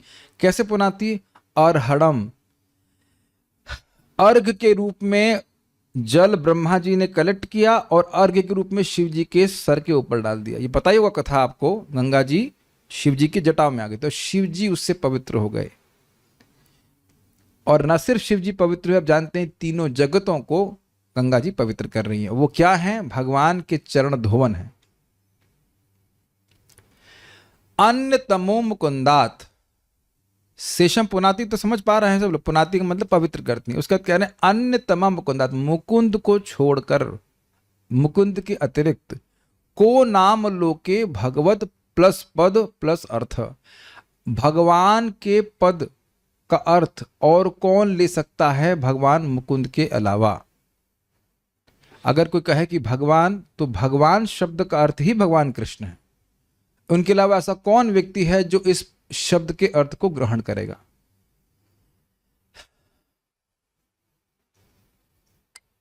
क्यों? जिनके चरण धोवन को ब्रह्मा जी इकट्ठा किए और वो चरण धोवन पूरे जगत को पवित्र करता है और शिव जी तक को पवित्र करता है। शिव मतलब ही कल्याण स्वरूप, शिव जी का, शिव मतलब समझते हैं, शिव मतलब ही कल्याण स्वरूप, और उनको भी पवित्र करता है। तो अब बताइए कि भगवान पद, भगवान शब्द का अर्थ और भगवान मुकुंद के अलावा और कौन होगा? कृष्ण के अलावा कौन होगा? फाइन, तो इससे भी भगवान की महानता सूचित हुई। फाइन, और ये सब क्यों बोला जा रहा है? ये अपना उत्साह बता रहे हैं कि ऐसे भगवान का यश मुझे बोलने का मौका दिया जा रहा है। अगर मान लो कोई कहे कि भाई ये सब तो हमको दिखते नहीं है, कुछ प्रैक्टिकल उदाहरण दीजिए, तो कह रहे हैं कि देखो उन भगवान की शरण लेकर के इस जगत में भी लोग कितने महान बन जाते हैं। यत्रानुरक्ताः सहसैव धीरा व्यपोह्य देहादिषु संघमूढ़म् व्रजन्ति तत्पारमहंस्यम् अन्त्यम् यस्मिन् हिंसोपशमः स्वधर्मः। देखिए आप लोग मेरे क्या कहते हैं उसको, पेशेंस को क्या कहते हैं हिंदी में? धैर्य की परीक्षा मत लीजिए। हम संकल्प लेके नहीं आए कि हम डांटेंगे नहीं। ये बलराम हॉल नहीं है, दिस इज माई हॉल समझते हैं, दिस इज गौशाला हॉल। और हम नाम ना भी जाने तो भी मोबाइल के बजाने वालों को हम बहुत डांट सकते हैं बिना नाम लिए।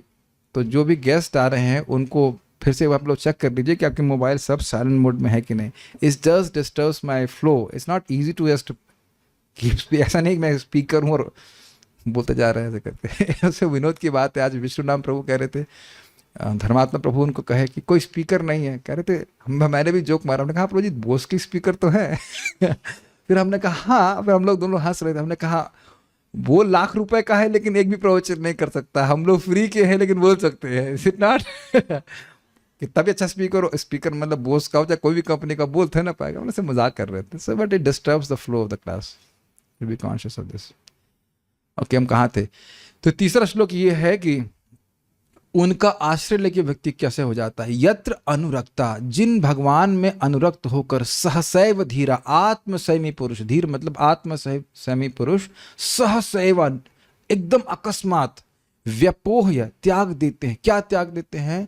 देहादिषु संघम प्लस ऊढ़म, जो बहुत कड़ी पकड़ है सूक्ष्म और स्थूल शरीरों में, मन बुद्धि अहंकार में और इस शरीर में अत्यंत कड़ी पकड़ है, उसको व्यपोह्य त्याग देते हैं, एकदम तुरंत त्याग देते हैं।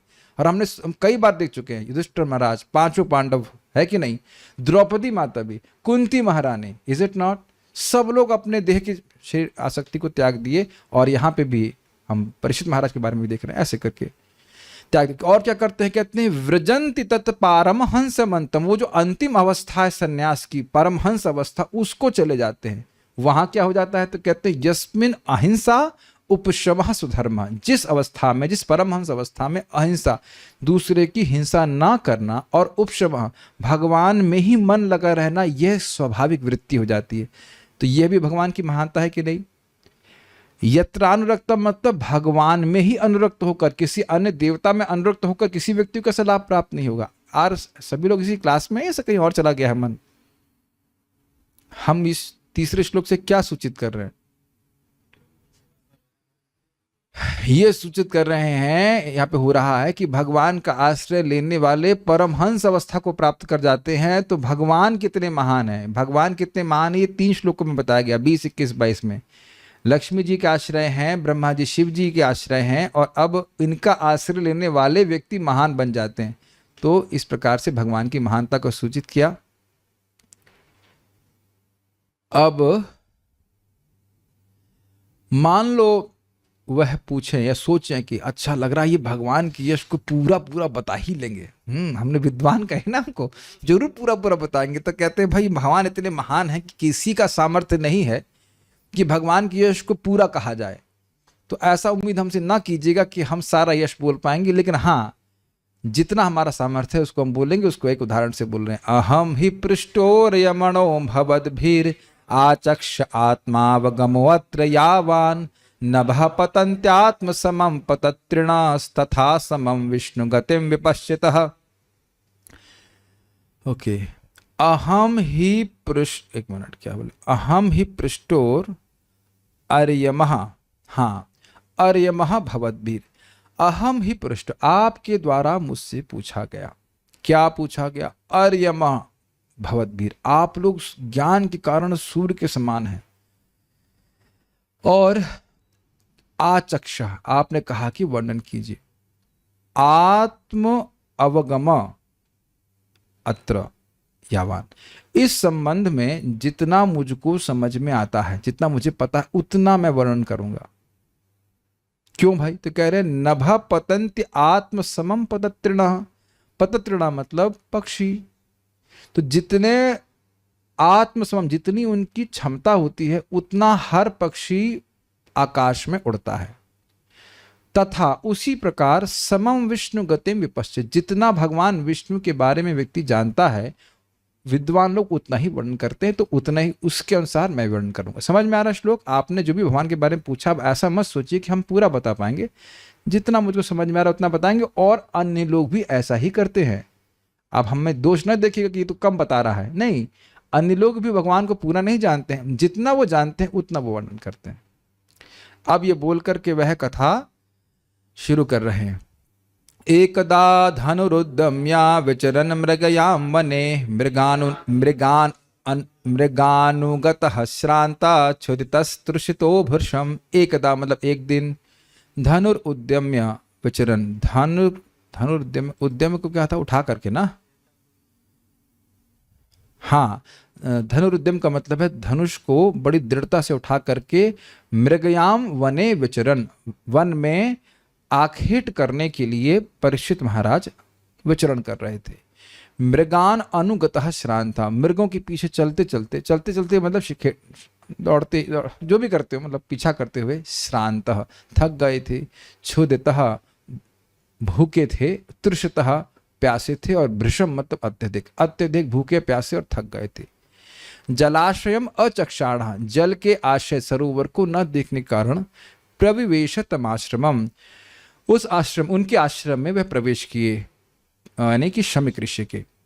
ददर्श मुनि मासीनम, और मुनि को बैठा हुआ देखा। किस रूप में? क्या मुनि यूट्यूब देख रहे थे? नहीं नहीं, ठीक है, then he won't be a मुनि। शांतम मिलित लोचनम, वह शांत थे और आंखें बंद थी, ऐसे देख रहे थे। आया है ना? नहीं, वह समाधि में स्थित थे। ठीक है, ओ आगे वाला श्लोक रह गया। जलाशयम चक्षाणा प्रविवेश तमाश्रमम ददर्श मुनिमासीनम शांतम मिलितलोचनम। तो क्या वह नाटक कर रहे थे? जी नाटक नहीं कर रहे थे, वो समाधि में स्थित थे। प्रतिरुद्धेन्द्रिया प्राणा मनोबुद्धि मुपारतम स्थानत्रयात् परम प्राप्तम ब्रह्मभूतम अविक्रियम। प्रतिरुद्ध इंद्रिय प्राण, उन्होंने अपनी इंद्रिय और प्राण और मन और बुद्धि सबको खींच लिया था। और उपारतम, वह जगत की बाह्य वृत्तियों से उपरत हो गए थे, उनकी सब कुछ निष्क्रिय जैसे हो गया था। स्थानत्रयात् परम प्राप्तम, 3 स्थान अर्थात 3 अवस्थाओं से, याद हुआ? सुषुप्ति, जागृति और स्वप्नावस्था, इनसे पर, उनसे जो तुरीय अवस्था होती उसको प्राप्त थे। ब्रह्मभूत अवस्था थी, न शोचती न कांक्षती इत्यादि। अविक्रियम, उन बाह्य कोई क्रिया वह प्रस्तुत नहीं कर रहे थे। ठीक है, इजी है। बाहर से कैसे लग रहे थे? विप्रकीर्णा जटा छन्नम रौरवेणा जिनेन च विशुष्य तालुरुदकम तथा भूतम याचता।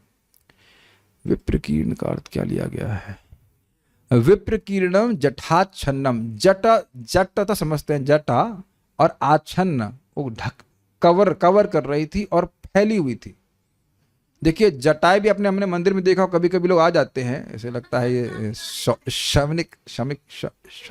शमिक ऋषि के परंपरा में वो उनकी कुछ लोगों की जटा बंधी रहती है, आपने देखा है जटा लेकिन बंधी रहती है, और कुछ की जटा जो है फैली रहती है। तो वो समझ गए आप लोग, जटा फैली हुई थी उनकी, मतलब ध्यान नहीं दे रहे थे बालों पे। और रौरवेणा अजिनेना, हिरण की खाल के ऊपर वह बैठे हुए थे। उसके बैठते ही इस पे उसमें कीड़े नहीं आते हैं जी। अब ढका हुआ बोल रहे थे क्या? ओ हाँ ठीक है, क्षमा कीजिएगा, वह ढका हुआ था। हमने बैठा हुआ की व्याख्या कर दी, ठीक है, बैठे नहीं थे वो, उसको ढके हुए थे, उनके शरीर पे मृग चर्म से ढके हुए थे। ठीक है।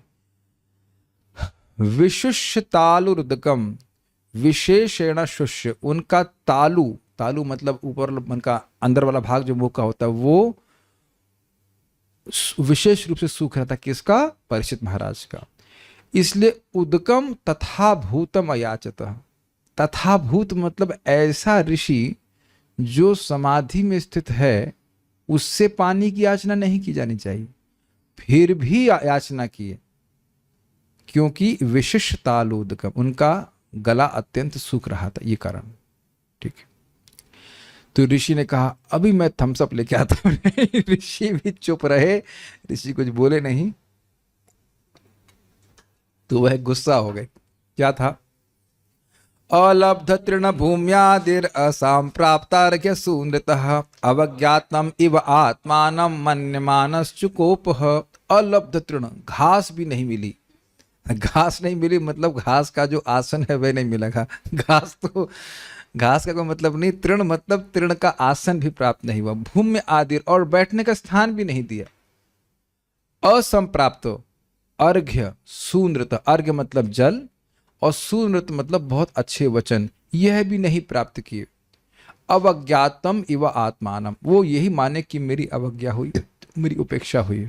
मन्यमानः चुप, ऐसा मान करके क्रोधित हुए। और ह से क्या इंगित हो रहा है? आश्चर्य। महाभागवत हैं, उनमें ऐसा कोई क्रोध आना नहीं है, फिर भी आ गया, इसलिए हा बोल रहे हैं।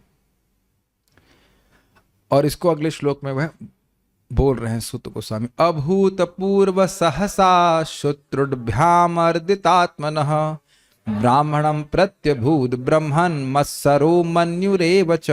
ब्रह्मन अर्थात हे शौनक आदि ऋषि ब्राह्मणों, अभूतपूर्व, जो उनका बर्ताव कभी जिंदगी में नहीं हुआ, सहसा एकदम अकस्मात रूप से, शुत्रभ्याम भूख और प्यास से, अर्दित आत्मना उनका चित्त दुखी था, इसलिए ब्राह्मणम प्रत्यभूत, ब्राह्मण के प्रति हो गया, प्रति प्लस अभूत हो गया। क्या हो गया? मत्सरो मन्युरेव च, मत्सरता आ गई। मत्सरता का मतलब क्या है? ब्राह्मण अपने को इतना माड़ा मान रहा है, इतनी समाधि में स्थित हो गया, ये हो गया, ऐसे करके भावना आ गई। और मन्यु मतलब क्रोधित हो गए। यह असंभव था परीक्षित महाराज के लिए, कभी जीवन में नहीं हुआ। तो आप समझ रहे हैं भगवान की व्यवस्था से ऐसा हुआ। क्या किए उसमें? स तु ब्रह्म ऋषेरंसे गतासु मुर्गम रुषा विनिर्गच्छन् धनुष्कोट्या निधाय पुरमागतः। स तु ब्रह्म ऋषि, वो ब्रह्म ऋषि के अंसे, कंधे पे, गतासु जिसका प्राण निकल गया है, उर्गम अर्थात सर्प को, रुषा क्रोध में, विनिर्गच्छा धनुष कोट्या क्रोध में आकर के परीक्षित महाराज ने सांप को उस ब्रह्म ऋषि के कंध पे डाल करके, वह भी कैसे? अपने धनुष के आगे के भाग से, धनुष कोट्या मतलब धनुष के आगे के भाग से सर्प को पकड़ा और डाल दिया। अब ये आश्चर्य की बात है कि उस आश्रम में नहीं पड़ा होगा, पता नहीं कहाँ पड़ा होगा, ये भी कहाँ से आए, सोचने वाली बात है। मरा हुआ सर्प उसकी कुटिया में कैसे आया, ये इस पर भी एक इन्वेस्टिगेशन डालना पड़ेगा कि कैसे हुआ। इट इज़ क्वाइट पॉसिबल भगवान ही फेंक के आए हो पता नहीं कहाँ से आया, ये ड्रामे में तो हमने विचार नहीं किया। करके निधाय पुरमागत, वह अपने घर को लौटाए।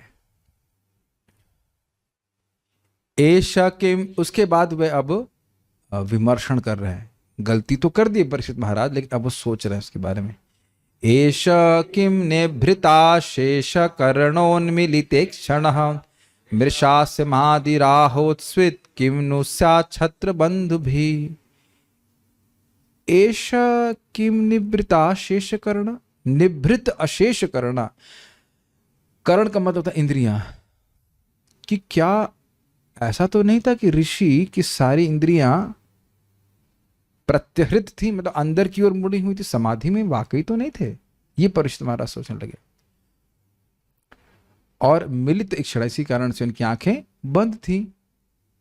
मृषा समाधि राहोस्वित, या फिर कहीं वो झूठी समाधि तो नहीं लगाते? मृषा मतलब झूठी होता है।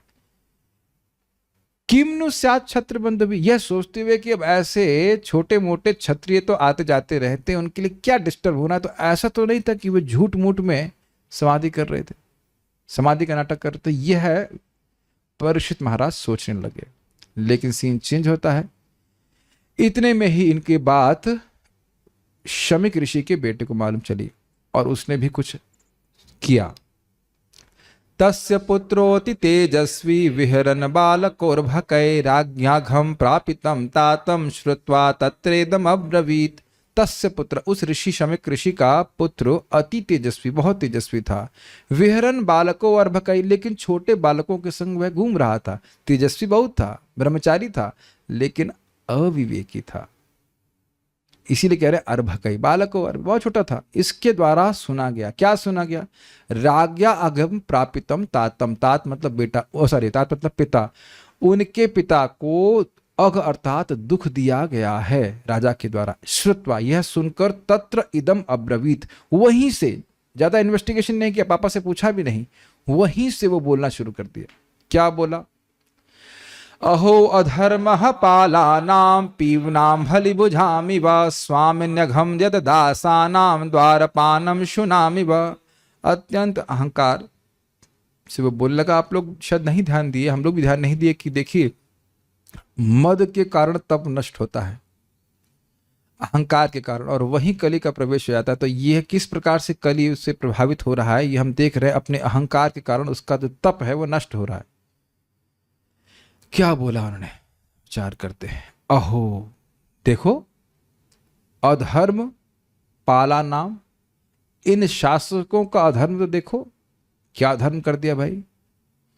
पीव नाम बलि भुजाम इव, कौवों की तरह है। स्वामिनी, स्वामिन्य अघम यत दासानाम द्वारपानम शुनामिव, कुत्ते की तरह और कौवों की तरह वे अपने स्वामियों को ही द्रोह करते हैं। कुत्ते को कितना, सॉरी कौवे को कुछ भी दिया जाए वो आकर के स्वामी को ही चोंच मारता है, ये स्वभाव होता है। और कुत्ता कई बार द्वार पे रहता है, लेकिन कभी कभार खुला रह जाता है तो अंदर स्वामी की वस्तुओं को झूठा कर देता है। तो इस प्रकार से वह उनकी तुलना कर रहे हैं कुत्ते और कौवों से। कहते हैं फिर, ब्राह्मण छत्र बंधुर्हि गृहपालो निरूपितः स कथम तद्गृहे द्वास्थ स भांडम भोक्तुमर्हति। मानो कोई कहे कि भाई वह तो आपके पिताजी के घर में आके पान ही मांगे ना, बड़ा कार्य तो नहीं किए, वो अपराध तो नहीं, इसमें अपराध क्या हो गया? तो कहते नहीं, ब्राह्मण है क्षत्र बंधुर ही गृहपालो विरूपित, ब्राह्मणों के द्वारा ही, इसमें कोई संशय नहीं है, ब्राह्मणों के द्वारा ही निकृष्ट क्षत्रियों को गृहपाल, गृहपाल का मतलब होता है घर को पालने वाला, लेकिन ये अर्थ नहीं है। गृहपाल का मतलब होता है कुत्ता, कुत्ते के रूप में निरूपित किया गया है। बहुत कठोर शब्द बोल रहा है। स कथम तदगृहे, किस प्रकार वह उसके घर में, स्वामी के घर में द्वास्था, द्वार पे स्थित द्वारपाल होकर के किस प्रकार से घुस करके सब भांडम भोक्तुम अर्हति, उनके जो भांड हैं जिसमें खाने की वस्तुएं रखी उसको भोगने के योग्य बन जाएगा, बताइए। तो अत्यंत निकृष्ट रूप से वह निकृष्टता के स्तर पर लेकर आ रहे हैं परीक्षित महाराज को, बहुत ज्यादा अहंकार। अब वो स्वयं भगवान बनने का प्रयास कर रहे हैं, अच्छा प्रयास है लेकिन होगा नहीं सफल। कृष्णे गते भगवती शास्त्री उत्पथगामी नाम तद भिन्न सेतु नद्याहम शासमी पश्यते मवलम। कृष्णे गति भगवती, भगवान श्री कृष्ण के चले जाने पर कैसे भगवान शास्त्री उत्पथगामी नाम, जो मर्यादा का उल्लंघन करते थे उनका शासन कृष्ण करने वाले थे, तो भगवान कृष्ण चले गए हैं। तद भिन्न सेतुन, उनसे भिन्न, उन भगवान श्री कृष्ण से भिन्न जो ये राजा है जो मर्यादा को भंग करने वाले हैं, उनको अद्य, आज अहम शासमी, मैं शासन करूंगा। आप कैसे कर पाएंगे? देखो, पश्यता में बलम, मेरे बल को देखो। ये कौन बोल रहा है? श्रृंगी ऋषि बोल रहा है, little baby, okay, the little baby speaking.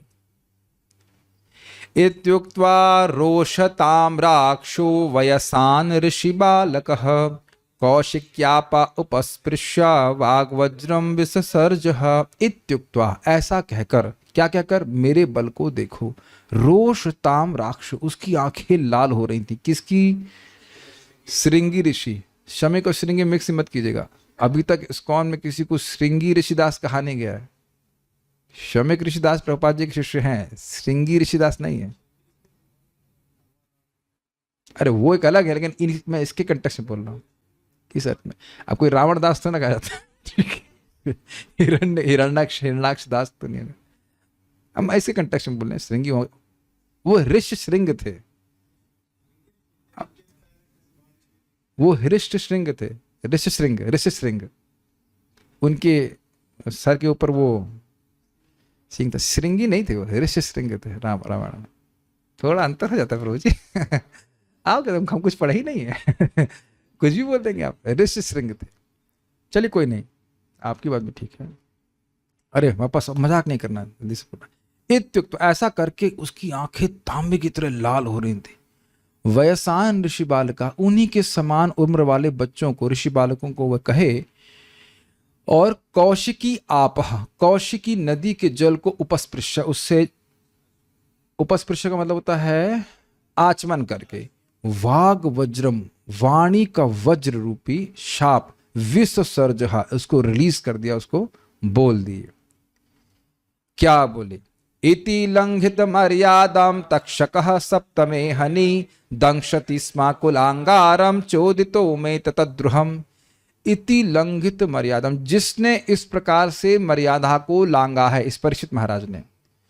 तक्षकः सप्तमे अहनि, तक्षक 7 दिन के बाद दंशति स्म, उसको दंश कर लेगा। किसको?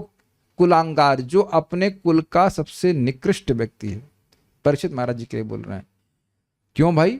उसे क्या पढ़ी? तो कहते हैं चोदितो में, मेरे वचन के द्वारा प्रेरित होकर दक्षक उसको दसेगा। क्यों भाई? ततद्रुहम, मेरे पिता से उस व्यक्ति ने द्रोह किया है, इसलिए। देखो मेरा बल देखो, बहुत हो गया इन लोगों का नाटक, ऐसे करना चाहिए। तत्यो भेत्याश्रमं बालो गले सर्प कलेवरम पितरम वीक्ष दुखार्तो मुक्त कंठोर रोदहा। उसके बाद ततः अभ्येत्य, अभ्येत्य ना, अभ्येत्य आश्रमम बालो, वह बालक अब आश्रम लौटा। ध्यान दीजिएगा कि बातचीत करने से पहले ही श्राप रिलीज कर दिया गया है। उसी लिखा था कि तत्र, वहीं से बोलना शुरू कर दिया है, इसलिए वहीं से बोलना हमको नहीं शुरू करना है, पूछ लेना चाहिए कि क्या बात हुई थी, है कि नहीं, इससे पहले कि अपना वाणी का वज्र रिलीज करें। ओके, तो जब आश्रम आए तो क्या देखे? गले सर्प कलेवरम, अपने पिताजी के गले में सर्प का शरीर देखा। पितरम वीक्षा, इस प्रकार से पिताजी को देख करके दुखार, तो बहुत दुखी हुए, आर्त हुए और मुक्त कंठ रोद रहा, और वह रोने लग गए जोर कर से। क्यों रो रहे थे? वह भी समझ गए थे कि हमसे बहुत बड़ा अपराध हुआ है।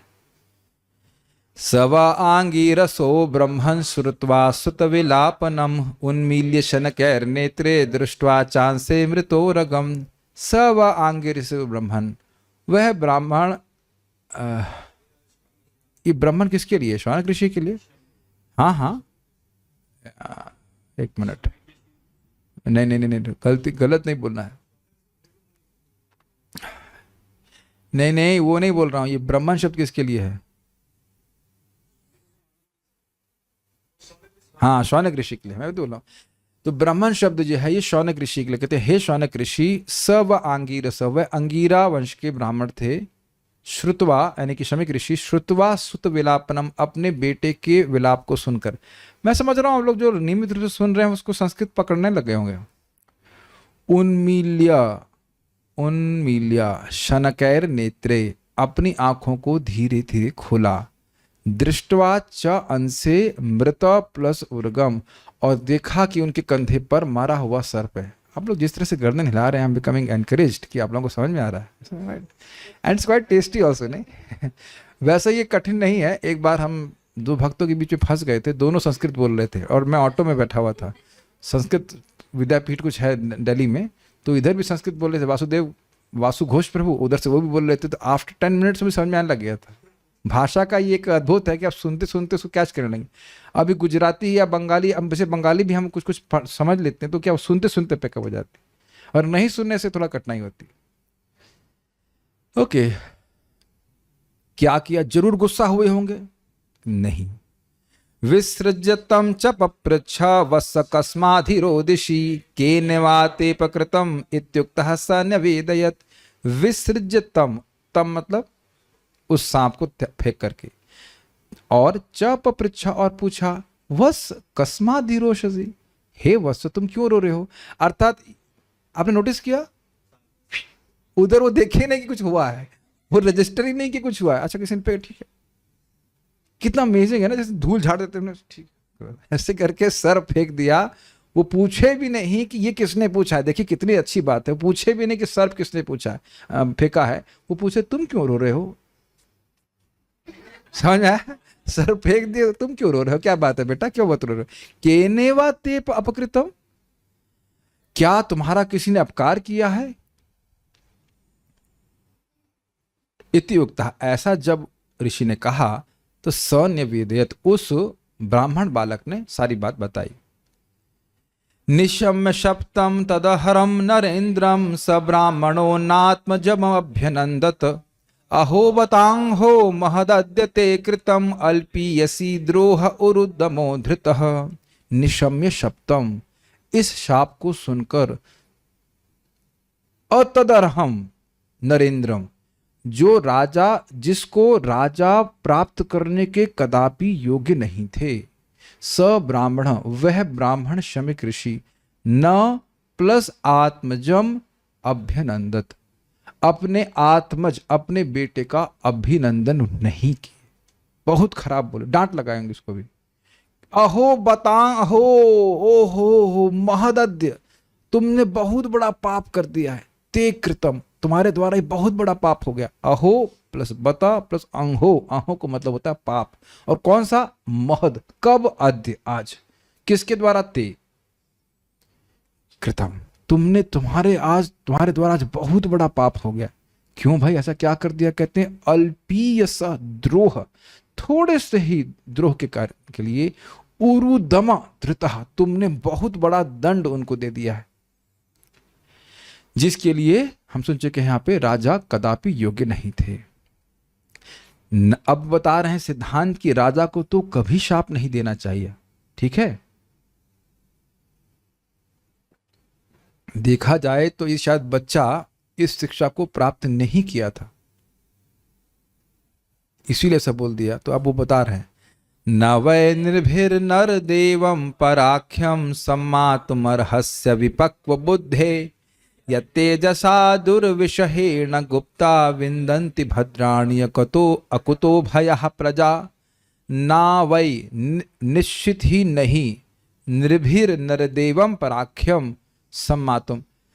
जो सामान्य व्यक्ति है वह कभी भी राजा जो भगवान विष्णु का प्रतिनिधि है उससे उसकी तुलना नहीं की जा सकती। राजा की तुलना कभी भी सामान्य व्यक्ति से नहीं की जा सकती है।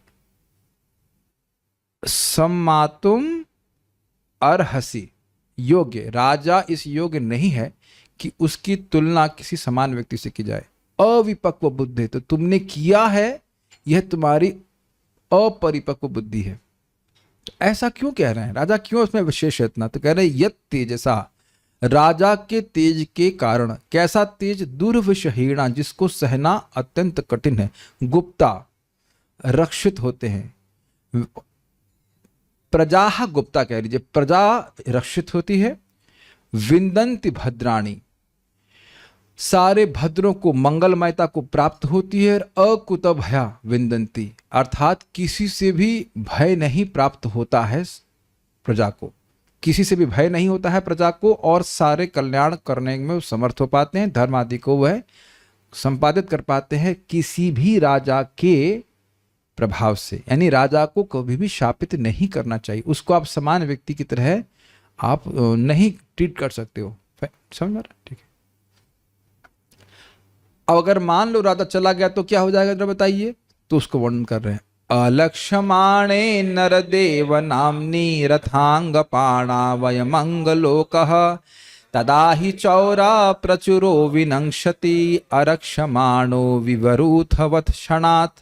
अलक्ष्यमाणे नरदेव नाम्नी, नरदेव के नाम से मतलब भगवान के जो मनुष्यों में देवता के समान है। अलक्ष्यमाणे, जब वो नहीं दिखते हैं। रथांग पाणाव अयमंग, रथांग पाणव अयमंगलोका, इसका अर्थ क्या है? अंग का अर्थ है अपने बेटे को सूचित कर रहे हैं कि बेटा जब राजा नहीं दिखाई पड़ता है तो जो भगवान के रथांग पाणव का अर्थ है भगवान के प्रतिनिधि राजा के नहीं दिखने पर लोका, अंग मतलब बेटा, बेटा इस लोक में जब राजा जो भगवान के प्रतिनिधि हैं वो नहीं दिखते हैं, अर्थात वो नहीं होते हैं, तदा ही, तब निश्चित ही चौर प्रचुरः, चोरों की प्रचुरता बढ़ जाती है। और वो क्या करते हैं? वो लोग हरे कृष्ण जपते हैं नहीं, हरे कृष्ण नहीं जपते हैं। विनंक्षति, वे विनाश करते हैं। किसका? अरक्षमाणा अविवरूथवत्, जैसे मेमने होते हैं उनकी रक्षा ना हो तो उसको भेड़िए खा जाते हैं, उसी प्रकार से अरक्षमाण, राजा के द्वारा अरक्षित प्रजा कैसी हो जाती है? मेमनों की तरह, और उनको ये चोर खूब परेशान करते हैं, ये बोल रहे हैं। तो बहुत बड़ा तुमसे अपराध हुआ है। तदद्य नः पापमुपैति तदद्य नः पापमुपैति नन्वयम् यन्नष्टनाथस्य वसोर्विलुम्पकात् परस्परम घ्नन्ति शपन्ति वृञ्जते पशून् स्त्रियोर्थान् पुरुदस्य वो जनाः। तद अद्य नः पापम, हमसे ये बहुत बड़ा पाप हुआ है, हमसे पाप हुआ है। मान लो श्रृंगी से कहने पे हमने किसकी चोरी कर ली, हम कौन सा मेमना पकड़ के लाए अगर कहा जाए, हम तो कुछ नहीं किए। कहते हैं पापम उपैति, हम पर बहुत बड़ा पाप आ गया।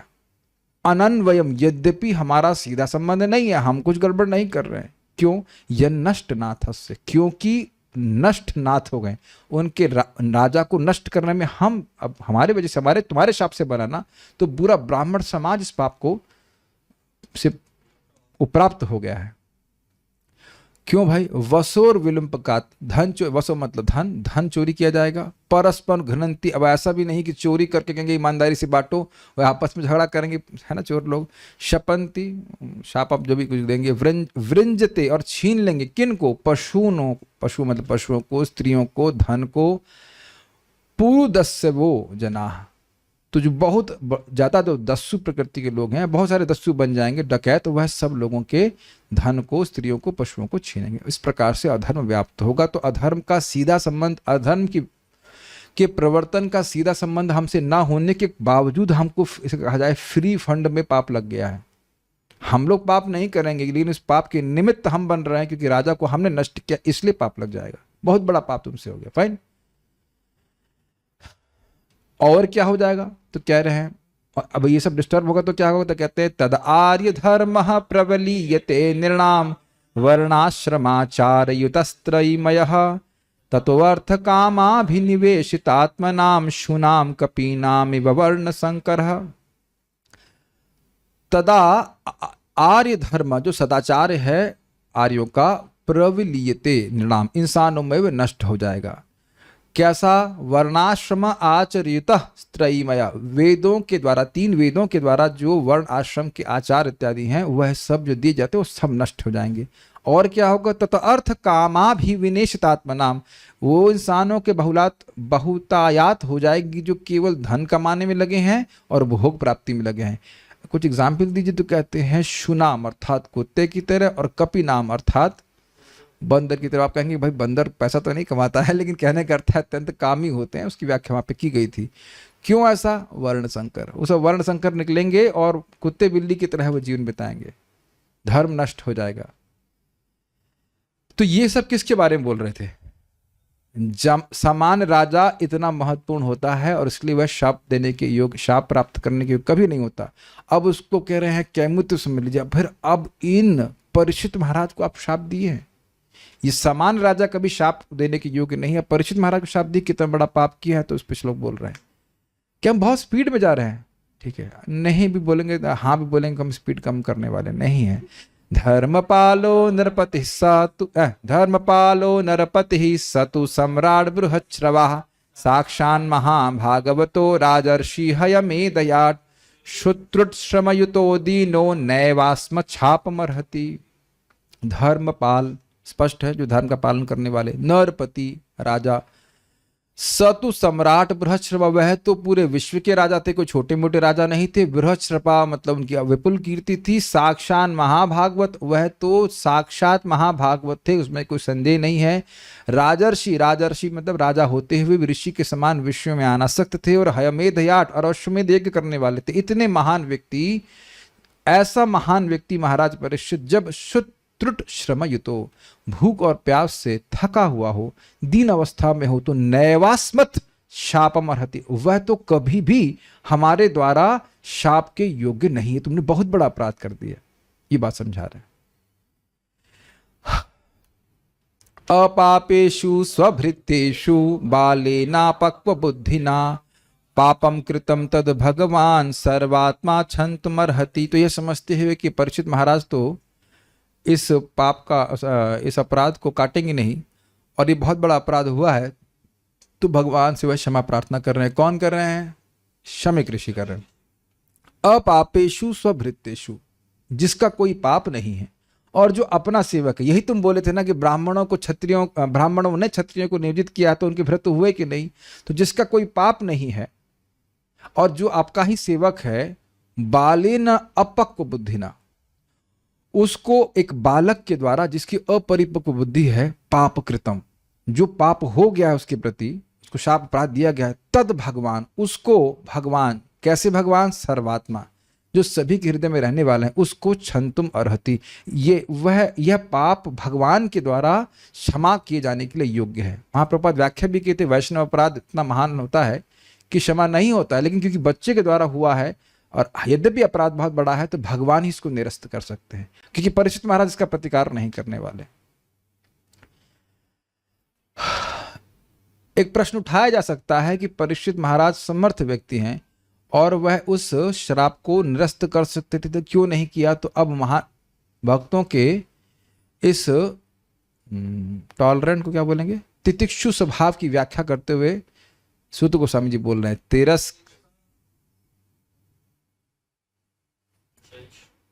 नहीं, ये कौन बोल रहा है? शमीक ऋषि बोल रहे हैं, सॉरी, शमीक ऋषि बोल रहे हैं कि देखिए भगवान, मतलब वो बोल रहे हैं कि भक्तों का स्वभाव इस प्रकार का होता है कि वह प्रतिकार नहीं करते, तो भगवान ही इसको माफ करें। ठीक है, ये बोल रहे हैं, सूत गोस्वामी नहीं बोल रहे हैं। तिरस्कृता विप्रलब्धा शब्दः क्षिप्ता हतापि नास्य तत्प्रतिकुर्वन्ति तद्भक्ता प्रभवोपि ही। तिरस्कृत मतलब उपेक्षित होने पर, विप्रलब्धा मतलब धोखा दिए जाने पर, शब्दा मतलब शाप दिए जाने पर, क्षिप्ता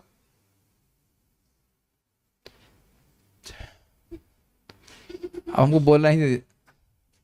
जाओ सुदामा यहां से जाओ, ऑडियो ऑन करके आ गए बीच में, वो दिक्कत है। उफ, क्षिप्ता का अर्थ क्या था? उपेक्षित होने पे। हाँ, तिरस्कृता का मतलब था अपमान किए जाने पे। हाँ, देखो हिल जाता है। हता मतलब मारे जाने पे भी। न अस्य तत्प्रतिकुर्वन्ति, उसका इस प्रकार के व्यवहार का वह प्रतिकार नहीं करते हैं। कौन नहीं करते? तद भक्ता, भगवान के भक्त। समर्थ नहीं होंगे इसलिए नहीं करते हैं। कहते हैं प्रभवो अपि ही, यद्यपि निश्चित ही उनमें प्रतिकार करने की क्षमता होती है फिर भी प्रतिकार नहीं करते हैं। तो इससे भगवान का भी यश और भक्तों का यश सूचित हुआ। इति पुत्र कृताघेना सोनुतप्तो महामुनि स्वयं विप्रकृतो राज्ञा नैवाघम तद चिंतयत। इति इस प्रकार पुत्र कृत अघेना, पुत्र के द्वारा किया गया पाप के द्वारा, पुत्र के द्वारा कृत पाप के द्वारा सह अनुतप्त महामुनि, वह महामुनि अत्यधिक अनुतापित हुए। स्वयं विप्रकृत राज्ञः नैवाघम तद चिंतयत, और उनके प्रति जो राजा ने अपराध किया था उसको वह बिल्कुल नहीं सोचे। वह उनकी भी सहिष्णुता थी, दोनों लोग आध्यात्मिक पद पे थे। अब इसको सूत को समझ कह रहे, प्रायशः साधवो लोके परद्वंदेषु योजिता न व्यथन्ति न हृष्यन्ति यत आत्मगुणाश्रया। प्रायशः साधवो लोके, प्रायशः सामान्य लोग साधुओं को इस लोक में, इस जगत में परद्वंदेषु योजिता, दूसरों के द्वारा सामान्यतः साधु लोग इस जगत में द्वंद्वों में योजित होते हैं। द्वंद्व लगा जाते हैं, कोई माला पहनाता है, कोई गाली देता है, इत्यादि इत्यादि। न व्यथंती न हृष्यंती, ना तो दुख देने पे वे व्यथित होते हैं और न सुख देने पे वह खुश होते हैं। ऐसा क्यों? यत, क्योंकि आत्मा अगुण आश्रय, आत्मा इन सब भौतिक गुणों के आश्रय नहीं है और वह आत्मा के स्तर पर रहते हैं, भगवान की भक्ति में सराबोर रहते हैं। हरे कृष्णा कृष्णा कृष्णा हरे हरे, हरे राम राम राम हरे हरे। आज हम कोई प्रश्न, मेरे ख्याल से कोई प्रश्न, आपने श्राप में श्रृंगी ऋषि ने परीक्षित महाराज का नाम तो लिया ही नहीं, so how did the sharp work? अच्छा, आपने नहीं, अपने श्राप में, अपने श्राप में श्रृंगी ऋषि, अच्छा प्रश्न है, अपने श्राप में श्रृंगी ऋषि ने परीक्षित महाराज का नाम तो लिया ही नहीं, तो हाउ डिड द श्राप वर्क? तक्षक ने गूगल पे सर्च किया कि कौन था वो जो सर्व फेंक के आया अरे भाई ऐसा नहीं होता है, ये बहुत खतरनाक होता है मंत्र की सिस्टम। कोई व्यक्ति किसी तरह का चीज हो ना, मंत्र उसको ढूंढ करके उसके पीछे चलता है, गाइडेड मिसाइल की तरह रहता है। तो इस विज्ञान को ना समझें, ठीक है, और कुछ है नहीं, ठीक है, will stop here. Srila Prabhupada की जय। निताई गौर प्रेमानंदे।